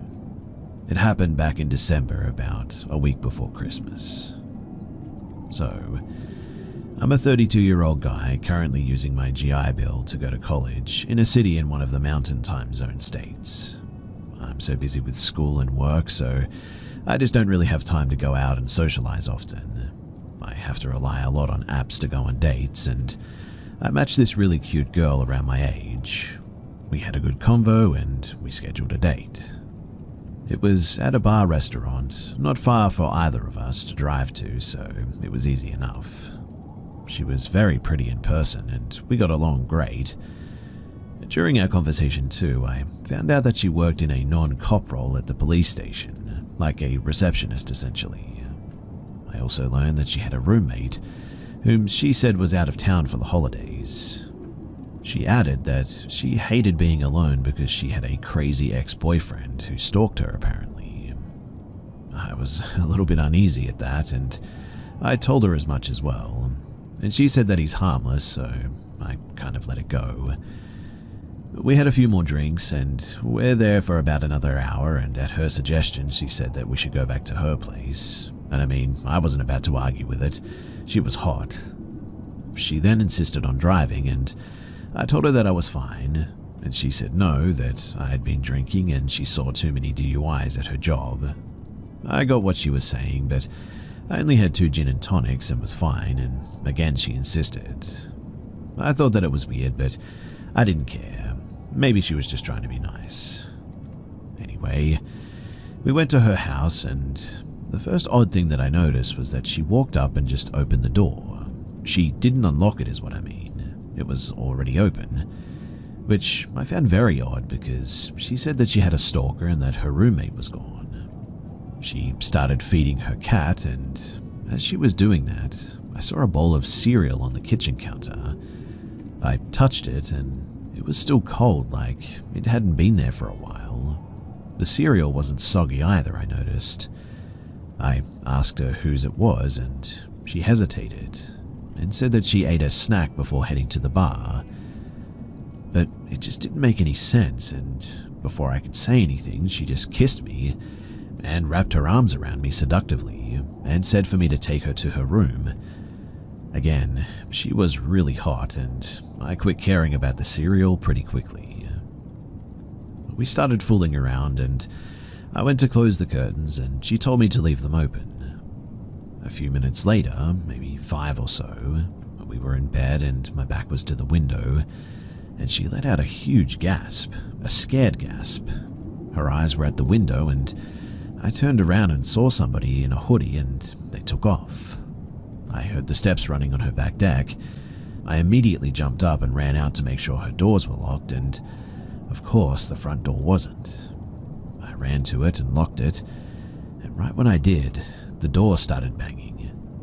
I went to open it because I was gonna mess this dude up, or try to at least, and she told me to just go back to bed with her. I screamed at her at this point and asked if she was insane, and she told me that he does this and goes away. So I asked her, "You know that this is your ex?" And she said yes, and to not worry about it. At this point, he started banging on the side of the house on the other end, and she didn't seem at all to care and just kept trying to get me to go back to her bed. I didn't want to call the cops because, for all I know, this dude is a cop, or she'd know the cops that showed up and would take her side or whatever. I also couldn't just leave because my car was at the bar now, and quite honestly, I was pretty terrified as well. At this point, I started calling her out for the door not being locked, the cereal. I openly called her a liar. She couldn't come up with logical answers, and I had no idea what I was into at this stage. I shouldn't have done this, but my fight or flight was pretty much kicked in, and I told her that if this is a robbery or some kind of setup, I promise that I'm going to kill you both. I'm not hard like that or anything, but my fear told me to let her know that no matter what it was, that they would definitely have a fight on their hands at the very least. My thoughts of what were going to happen to me were all over the place, so in the end, I ordered an Uber off of my phone and I didn't tell her. I just kept arguing with her and asking what was going on, hoping to just keep her talking and in the room. I stayed right next to the door so that I could leave ASAP. Luckily, I never got my pants off and my jacket and shoes were right by the door, so I was able to get dressed pretty quickly. The Uber showed up and, without saying anything, I just opened her door and ran out as fast as I could. I looked back at the door and, weirdly, she was just standing there.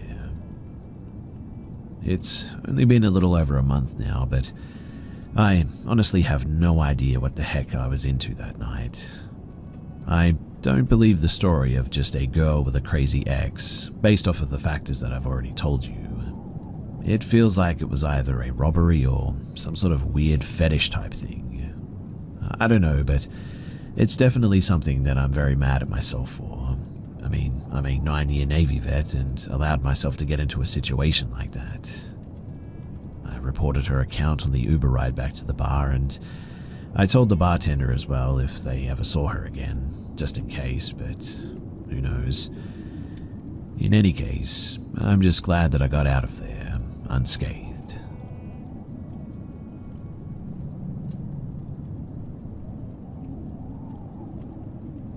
A quick bit of background.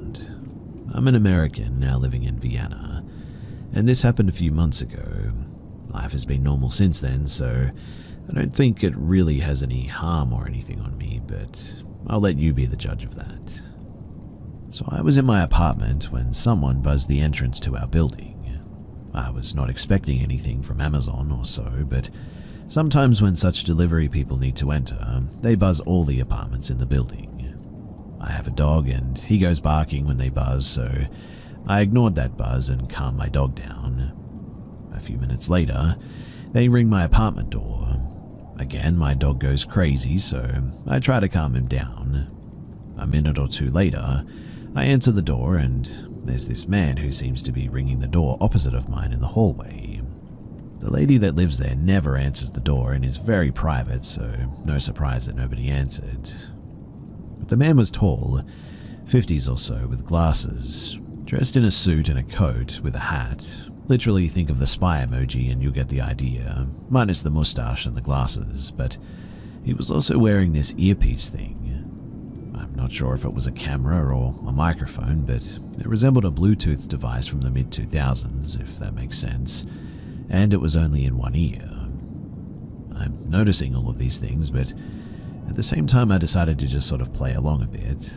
To be honest, I really wasn't sure what I was doing. I just figured if someone wanted to investigate me that I had nothing to hide, so why get all worked up about it? The man then says in German that he's looking for so-and-so family that live upstairs, and that he's been looking for them and trying to contact them for 2 years now. Odd too, because just the week before Amazon dropped off my package with them and I had to go to their door to ask for it, so I saw them and I know that they're there. I tell him that my German isn't that great, so then he asks if I want him to speak in English, French, Spanish, Russian, etc. I found that pretty interesting, and out of curiosity I said Spanish, I'm fluent. So from here on the conversation between us was all in Spanish. I tell him that I don't know the family that well, but I saw them, and basically try to end the conversation. But then he asks me where I'm from, and I say the US. He tells me all this stuff about how back in the day he lived and worked in the US and how he knew Kamala Harris back when she was a prosecutor and stuff like this. It was really weird, but this is some kind of clue to me that if it's true he was admitting to being some kind of an investigator or maybe a spy or prosecutor or whatever, that he had connections. He asks me what state I'm from, and I say Texas.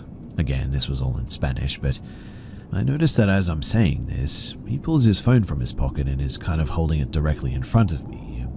I start to think that maybe he's audio recording, but the screen looked dark, as in the phone was asleep. But he asks what state like 3 times. Nowhere in our conversation did he seem to have hearing problems, and all of a sudden his phone is out and he seems like he can't hear me. Something is off. I get weirded out, so I circle back and tell him that I don't have any other info of the family upstairs, and that's it. I say goodbye, and I close the door. So, do you guys have any ideas as to who this guy is or what he could be? Like I said, it was months ago, but I am definitely still on edge and still wonder about it. I mean, what was that weird earpiece thing? And if he were a spy, why make it so obvious? What about the phone thing? And if he was just looking for me or wanted info about something, why was he ringing the next door after I ignored the door a minute to calm my dog down? It was all really strange, and I just don't know what to think about it.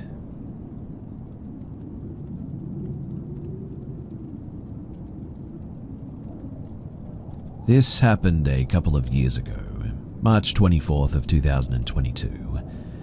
I was 16 and had just got my license. My friend's family was going on a day trip to the beach, Pacific City, Oregon, and a few of our friends decided, since I got my license and a new car, that we would load up in my old 300ZX, take the T-tops off, and go for a nice trip to the coast.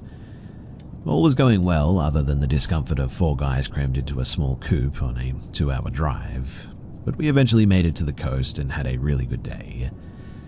After we had packed up our things and started to head home, my friend suggested that we take a road that he knew. It was an access road for anyone familiar with the Tillamook Forest, but it was to go back home instead of the main highway, and it would take about an extra 45 to 60 minutes, but he said that it was really nice and would be a nice change in scenery, so I obliged. The sun was setting, and in the thick forest it got pretty dark quickly, and before we knew it, there was also no cell service, no houses, and absolutely no cars, which is pretty typical for the mountain ranges between the Oregon coast and the Portland metro area, so it wasn't anything that I was too worried about. After about 10 more miles, I saw a green SUV, either a Dodge Durango or a Ford Escape, early 2000 models, hauling a 5th wheel, crashed and off the side of the road. Being that nobody was around, I decided that we should probably pull over and see if everyone was okay, and offer any help that we could. It was probably 8 to 10 feet off the road on a slope, only caught by the trees that it had hit, and the 5th wheel was absolutely trashed. Both of the sidewalls were caved in with the contents of the RV spread all along the side of the drop-off. The SUV was filled with clothes and food wrappers. Almost all of the windows were shattered, and there were some pretty significant bloodstains on what was left of the driver door glass and the windshield, but I didn't see anything out of the ordinary for how bad the crash was. There was no one in or near the car, and a truck had stopped by us, and we told him that we didn't see anyone and that we would just be on our way, so he kept driving, and shortly after we started our journey back on the road. But we had to go pretty slow as the conditions of the road were getting worse and worse, with massive potholes and cracks in the road, and it was definitely not intended for lower cars. I'd say about maybe 3 to 5 miles after the crash site, there was a pretty sharp right-hand turn with a pullover area on the apex of the turn. As my dim headlights lit up the trees behind the pull-off, I suddenly saw what looked like a pale man with saggy skin from what I could tell was fully naked, but was sort of behind some of the tall grass or shrubs, so could really only see up to the bottom of its stomach. but it had no hair and was kind of scrunched over like how you would imagine an old man hunched over, just staring at my car. It didn't have prominent features, but the biggest part that I remember is its eyes reflected my headlights, bright like a cat's eyes, and its whole body turned to keep looking at the car as we drove by. I really didn't know what to do or what to think of it, and my friends in the car were all staring behind us and claimed that it kind of leaned out of the shrubs to watch us drive off. We were all pretty freaked out by this, and we were discussing what we had just seen, whether we thought it was a tweaker that had crashed his car and just sort of walked off, or if it was some sort of paranormal creature or something. I kind of played it off as the first option, but the more I thought about it, it seemed like something that you'd see in a liminal space or bad AI-generated image or something. No eyebrows, no hair, pale white saggy skin like when a person loses hundreds of pounds in a small amount of time, except it was saggy on its cheeks and neck and arms, etc., but seemed scrawny and really frail. Well, in any case, we sped home and I kind of just told people the story when the subject of paranormal experiences came up, and I didn't think too much more of it. About July of 2023, my at-the-time girlfriend's brother and I were pretty close, and so him, his friend, and I were up driving through the trails of Dixie Mountain talking ghost stories and such when I told them this story, and her brother's friend said that he had seen the same crash and actually showed me a picture of the same SUV that I saw, but he said that he didn't see anything creepy. But it was kind of weird to know that somebody else that I knew had seen this crash too. I don't know what I saw or what happened, but it definitely scared me and my friends, and I've never been back on that road since that day. Maybe somebody here, though, has seen something or had a similar experience in the Oregon wilderness. I hadn't thought about it until I started sharing this story today. My partner and I were reading a book about cryptozoology and mythological creatures, and it made me think of this story because it's always just sat really uneasy with me. Anyway, thanks for listening, and I apologize that my storytelling abilities aren't really all that great, but this is what happened, and I really just don't have an explanation.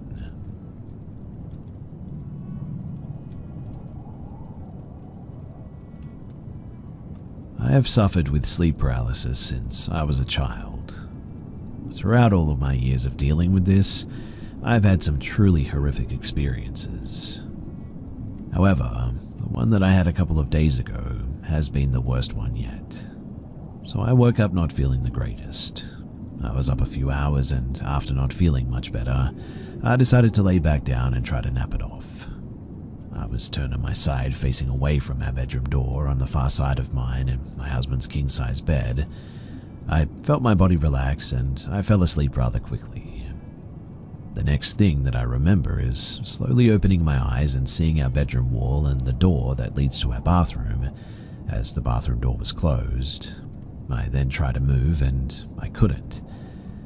As I've been through this many, many times, I was already mentally telling myself that I was in sleep paralysis and I needed to focus on trying to move a little bit, such as wiggling my fingers. It's a tip that I learned online. However, I'm already feeling scared and I can feel my heart racing. I then hear the sound of our bedroom door open and close behind me as our bedroom door makes a very loud and distinct popping noise. I immediately thought that it was my husband coming in to check on me, and thought that he'd be able to get me to snap out of this horror. But that thought quickly vanished as I heard heavy stomping running around the bed until they stopped directly in front of me, and I see a very large and tall black figure standing in front of our bathroom door. This is the same figure that I encounter in almost all of my sleep paralysis experiences. I can never make out any features, but before I can register any other thoughts, the larger figure lunges at me. I can never make out any other features. But before I can register any other thoughts, the large figure lunges at me. I feel the heavy weight of this thing on my body, and it feels like it's crushing me, especially in my ribs. As previously mentioned, I'm still laid on my side with both of my arms pulled up and my hands are tucked under my pillow. By now I've closed my eyes and I'm trying desperately to move. And that is when I feel teeth burying into my ribs. I don't know how to truly describe the awful feeling that this was, but it's an intense feeling of pressure, pain, and almost a tickling sensation, and it's one of the worst things that I have ever felt. At this point, I'm trying to thrash away and trying to scream, but I'm still completely paralyzed, and I feel like I have no air left in me, and I never am able to even make a sound.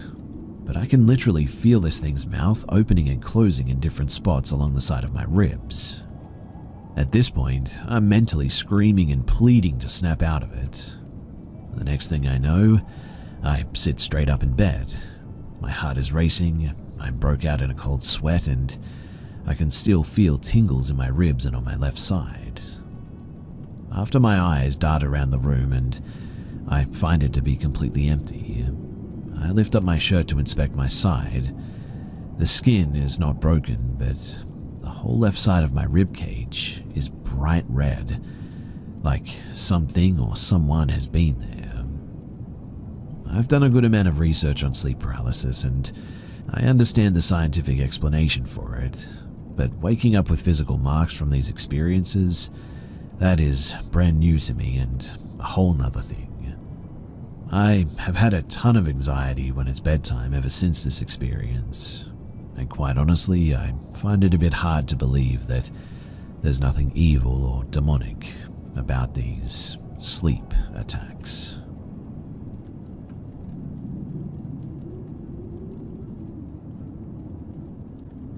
Pennsylvania, 2004. My dad was 15 and camping by himself in a forest one afternoon. He wasn't armed with much besides a hunting knife and his phone, with the only thing keeping him sheltered being his tent. After setting up and adjusting his tent, he decides to make a fort around his tent for protection using sticks and branches. He set off for a 1-hour journey, picking up and breaking off as many branches as he could find and dropping them off at the site. And after an hour and a half rolled by, he was pretty much done. He set up his fort and eventually he went to bed. It was about 8 to 9 p.m. I would say. After 3 hours of sleep, he woke up to the sound of a dog barking right next to his tent, about 30 feet, he said. He was kind of on edge about this, but didn't think too much of it, and just laid there with his eyes closed. After about 5 minutes of just laying there, that was when it happened. A hand grabbed into his tent and pulled him out of it. My dad then described seeing a creature, it being around 7 to 8 feet tall, pink skin, slits for eyes and a mouth, no nose, and incredibly jacked and ripped. My dad was paralyzed with fear and couldn't move his body at all. The creature held him right to his face, and my dad could hear the intense breathing of this creature. He described it as resembling that of a bull's breathing. As he could do nothing but stare at it, he noticed what appeared to be some sort of a device on its wrist, what appeared to be a watch or something. After about 3 minutes of staring at each other, the creature let him go and grabbed his leg, swinging him on the ground repeatedly with extreme force. 15 minutes of this passed and the creature finally stopped. It placed my dad back into his tent and wandered off. My dad was doing nothing but praying to Jesus in his head the whole time, but after he finally got a bit of a grip of himself, he called 911 but hung up shortly afterward, realizing that they would think that he was crazy for sure. He then called my aunt, but she wasn't responding, so he texted her a bunch of messages. His body and legs were in a lot of pain, but eventually he must have fallen asleep or passed out or something. When morning rolled in, he woke up and inspected the place, gingerly sort of limping around. And weirdly, nothing was touched. The place was just like it had been when he first set it up. Feeling uneasy, he left the forest, and it took him some time to get back with how sore he was, but eventually he made it back and he went home. And as far as I know, he never went back to that place.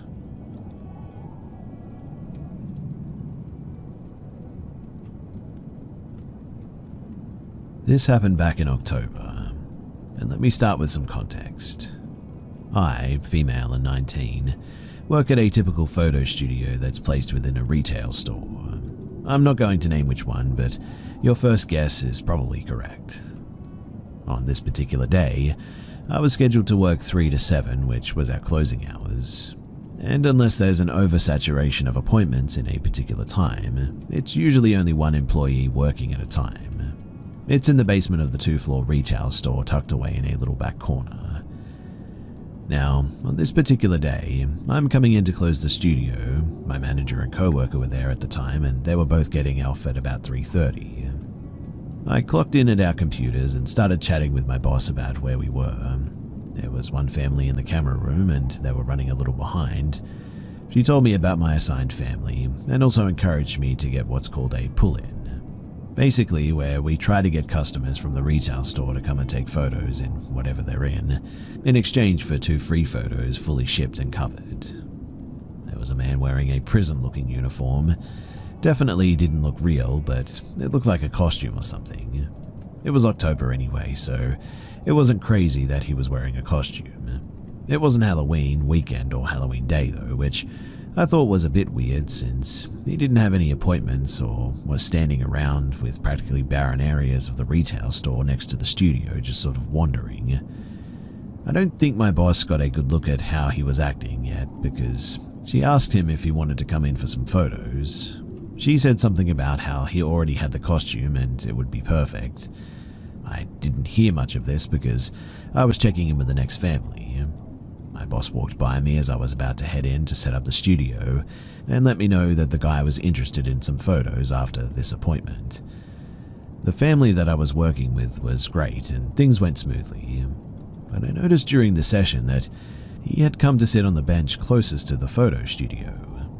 No big deal, but this bench is usually used for parents to watch or put their belongings on, but it's not like he was expected to know that, so it wasn't a big deal.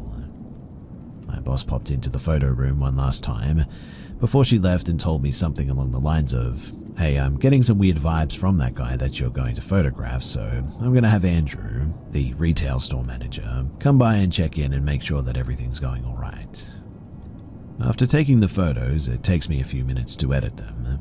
The customer goes out and I stay in the camera room just doing the editing on the computer and all that. So the family went and sat down at a different bench. At this point, the guy started walking into the studio and asking when it was his turn. It was at this point too that I noticed his crowbar was actually real and not a prop. It started to make me a bit nervous the way that he was swinging it around a bit. I told him that I'd be able to help him in a minute and to go and wait outside. Well, he's outside and he starts sitting down at the bench and folding over on himself, sort of nodding off and snapping back up and moving around. I'm not stupid and I know that he's on drugs, but it was just me, him, and the single mum and her 2 children. I stopped paying attention to my editing and I started paying attention to him a bit. I could tell that he was starting to make this family feel uncomfortable. He started waving around the crowbar in a dangerous way too. I was concerned about the glass and my safety. He walked back into the studio a few times and wasn't taking no for an answer now, continually barging into the studio and asking, "When are you going to take my picture?" with this horrifying dead look. I finally got done editing the family's photos and I was practically shaking at the checkout. The mum that I was working with tuned into the situation pretty quickly as well. The guy kept looking over the computer and trying to see her photos.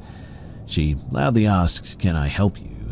To which the guy just sort of responded, rambling more about how he was supposed to be taking pictures. She whispered over to me, but I was sure that he could still hear it, and she asked me if I was okay. I took out their appointment paper and said out loud something about the price and wrote on the paper that he wasn't going away and that my manager was supposed to be on the way to help. At this point, it had been about an hour and a half since my co-workers left, by the way. She seemed still on edge, but we went through with her transaction. At this point, I felt completely paralyzed. I was one card swipe away from being alone in this tiny studio with this crazy drugged out man, with a real metal crowbar no less. I went to scan her card on our studio card scanning machine, and by the grace of God, her card wasn't working on our local system. If the card won't scan on the local system, we have to reprint the transaction and check out a regular register inside the retail store. And I saw this moment as an out. I grabbed the new printed paper and walked her over to the registers at our salon. The second that I was out of the man's eyesight, I burst into tears, explaining what happened to one of the salon guys. He immediately pages the manager over our phone, and they asked me if I'd like to wait in the break room or the salon. I would have had to have walked past this man to go to the break room, so I just stayed put there in the salon. The mum who was helping me throughout the whole experience told me afterwards that there was no way that she was going to leave me alone with him no matter what. That was very reassuring to me, and I was very grateful for it. I had to wait it out for them to kick him out, but the manager got another guy and they both went to confront him. After about 15 minutes of no words, I peeked out to see if the guy had left the studio yet, and he was gone.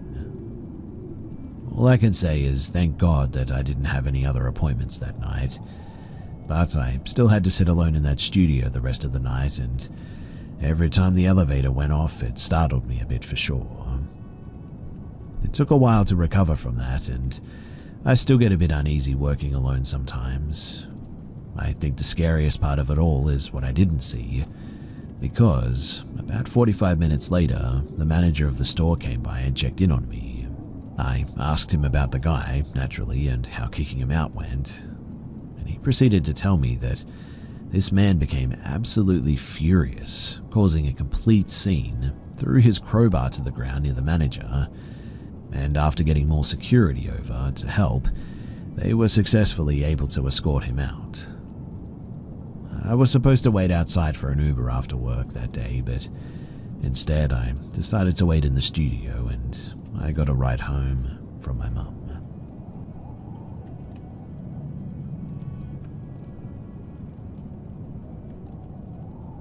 So for some context, I, a 30-year-old female, work at a warehouse from 8 p.m. to 5 a.m., and my commute is about 30 to 40 minutes, depending on traffic. Usually after work, I stop at a grocery store, just to get some stuff for dinner or snacks for my kids or whatever. My brother is one of the managers in the morning shift, and there's 2 other co-workers with him.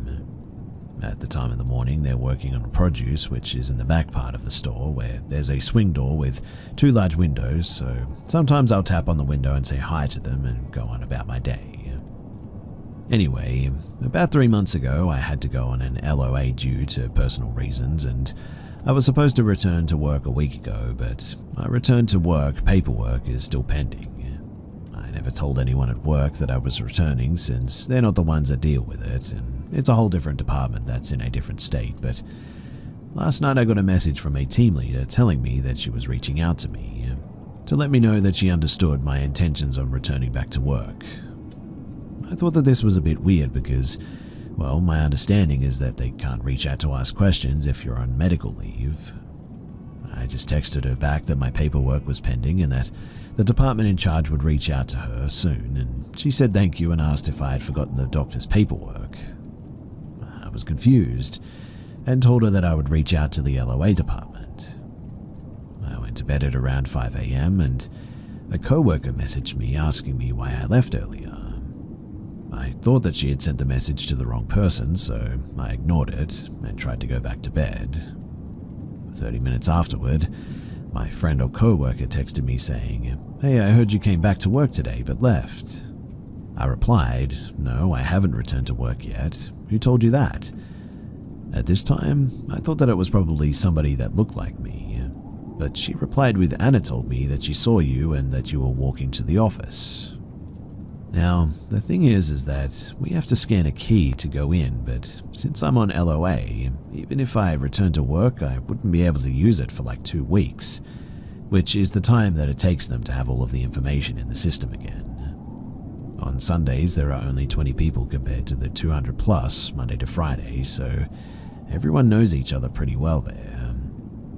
I found out that the reason the team leader messaged me was because she apparently saw me go to the office and leave. The two other co-workers that messaged me thought that they saw me too, but at a different time, and one of them saw me go into the office as well, looking around and heading back to the parking lot. It was weird, but I convinced myself that maybe it was somebody else.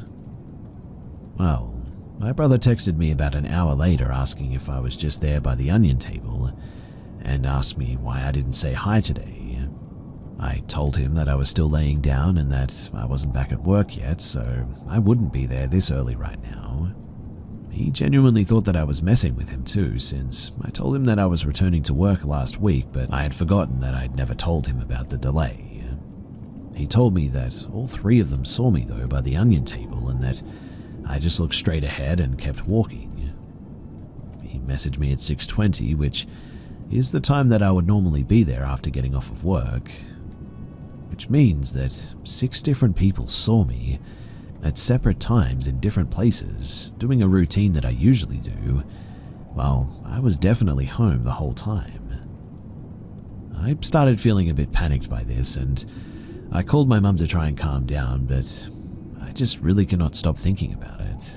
Especially since, like I said, there's no way that somebody can get into that office, even if it was me, without all the details and the card and everything. Honestly, I have no idea what's going on, but it's really starting to freak me out.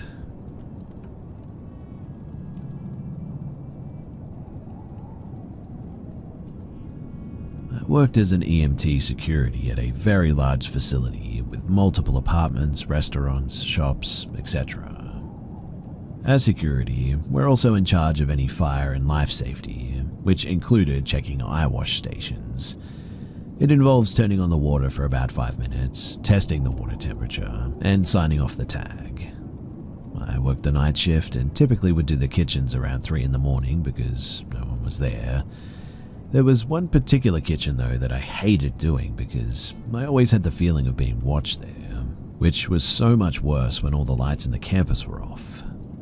When doing foot patrols, I always felt someone was standing at the entryways watching me throughout that building.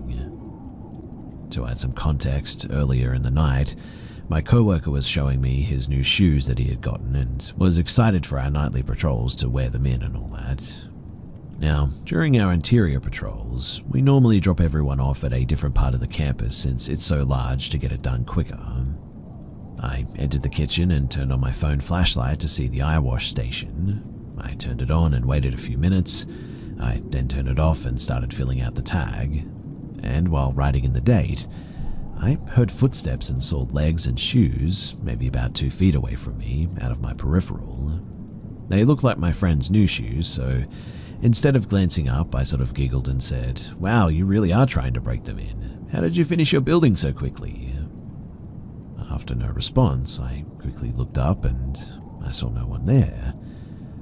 My heart sank pretty quickly, and I then heard my friend call out over the radio that he had cleared his building and was into the next one, way across the campus, mind you. I did do a quick walk through the kitchen and I found no one there, which really freaked me out. That was about 5 years ago now, and I still remember it so vividly. I tried to tell myself that I was just tired, but I've heard so many co-workers tell stories about that building that really, I'm not so sure anymore.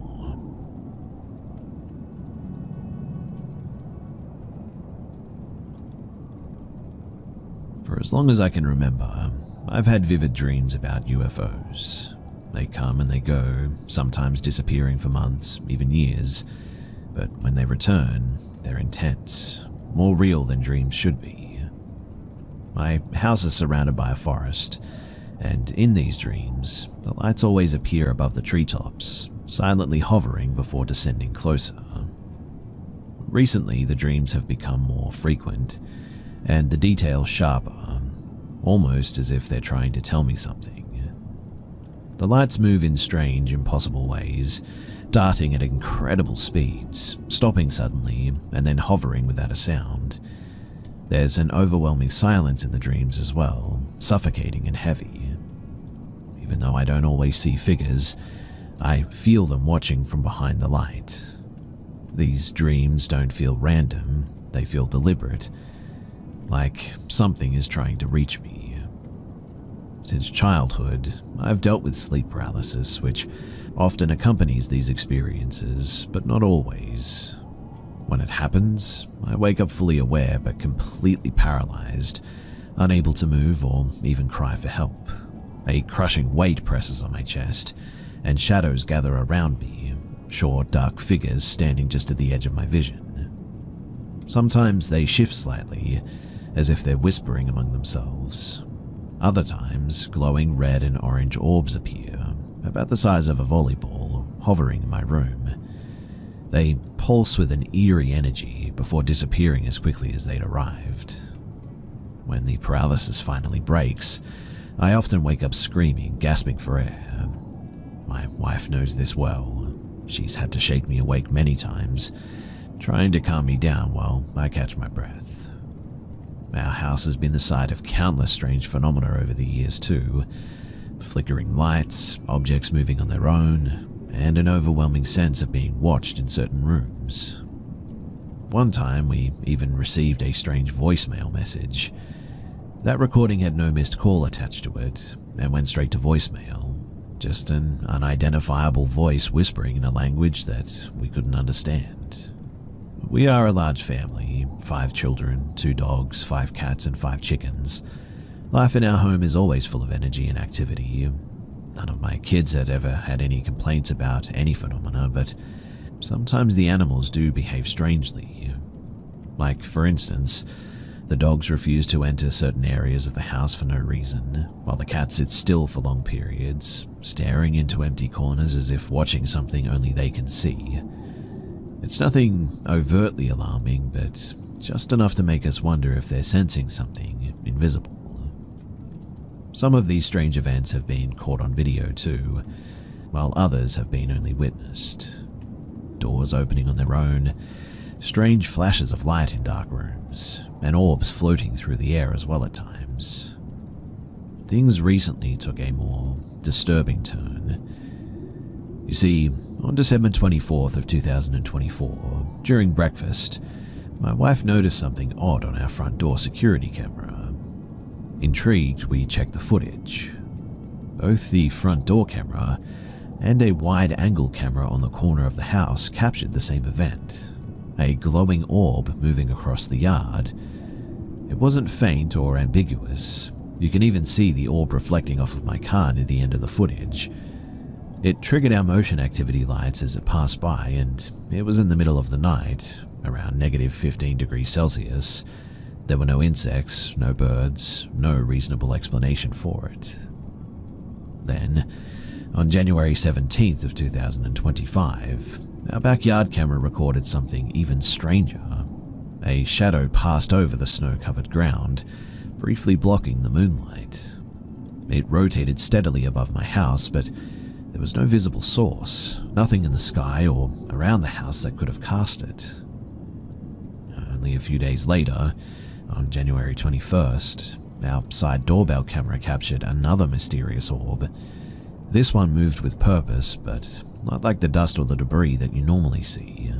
Something gliding steadily through the air. It looked disturbingly similar to what we had seen on December 24th, raising more questions than answers. My wife, she's practical, a down-to-earth person. She's never believed in UFOs or the paranormal, always the rational one in our relationship, to be honest.